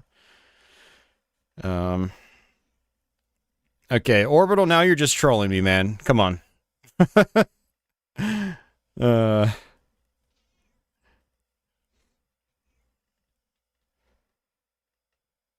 I could just play level 1 of Heretic. No, see, that wouldn't be very entertaining either.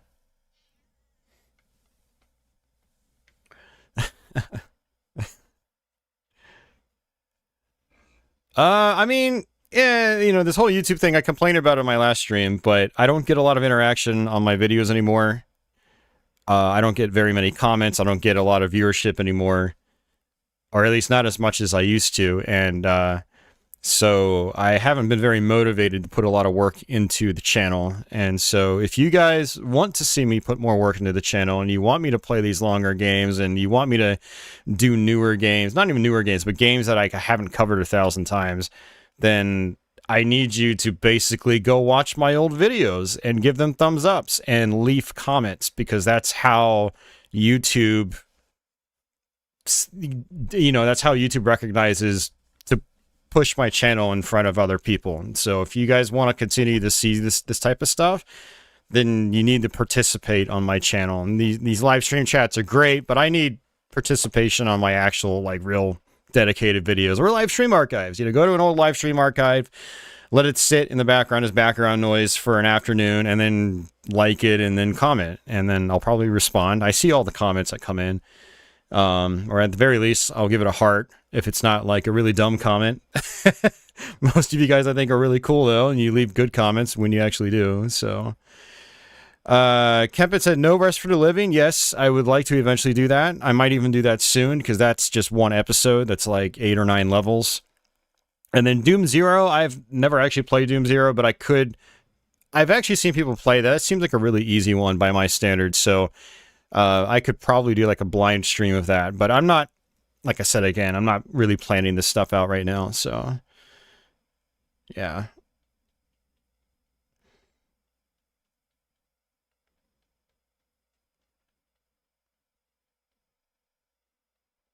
But this is troll ideas, any PS1 RPG. But alrighty, guys, that's gonna do it for me. I'm gonna get out of here. I also need to turn my air conditioning on. It's like a 90-degree day outside, and I don't have my AC running right now, which has also made me uncomfortable. I always leave my apartment nice and cool, especially during the summer months, and especially when I'm streaming. But I didn't do that today, and I'm like sweating. Feels really weird. So, but I mean, that works too, Fusion. Yeah. I mean, it's, again, you know, the more people interact with my channel, the more YouTube recommends my channel, and the more, like, my growth occurs. And, you know, when I see that people are subscribing and they're interested in the content, I get motivated to continue doing it. And it's kind of at an all-time low right now. So, yeah, again, if you guys want to continue to see this stuff, then definitely interact with it. Hell, share it with people. If you know retro gaming friends, and like there's a walkthrough or tutorial you really like on my channel, like share it with them. Like something like, oh man, I know you've been struggling with this game. This guy Gameplay and Talk, he's got like a really solid quick play of it or something, or he's got a live stream archive of it, you know, blah, blah, blah. So all that stuff helps too. I hate having to say this stuff, but yeah, I mean, there's a reason that YouTube wants everyone to be like, yo, like, comment, favorite, subscribe at like the very beginning of a video before they've even before the viewers even watched anything. And I hate that. I never talk about that stuff in the beginning. I always save it for the end of a video or the end of a stream. So it's, yeah, let me get out of here, guys. I'm rambling. I'm going to head out. So, but yeah, I'll catch you guys later. Have yourselves a great day or night wherever you are in the world. And until the next one, take it easy.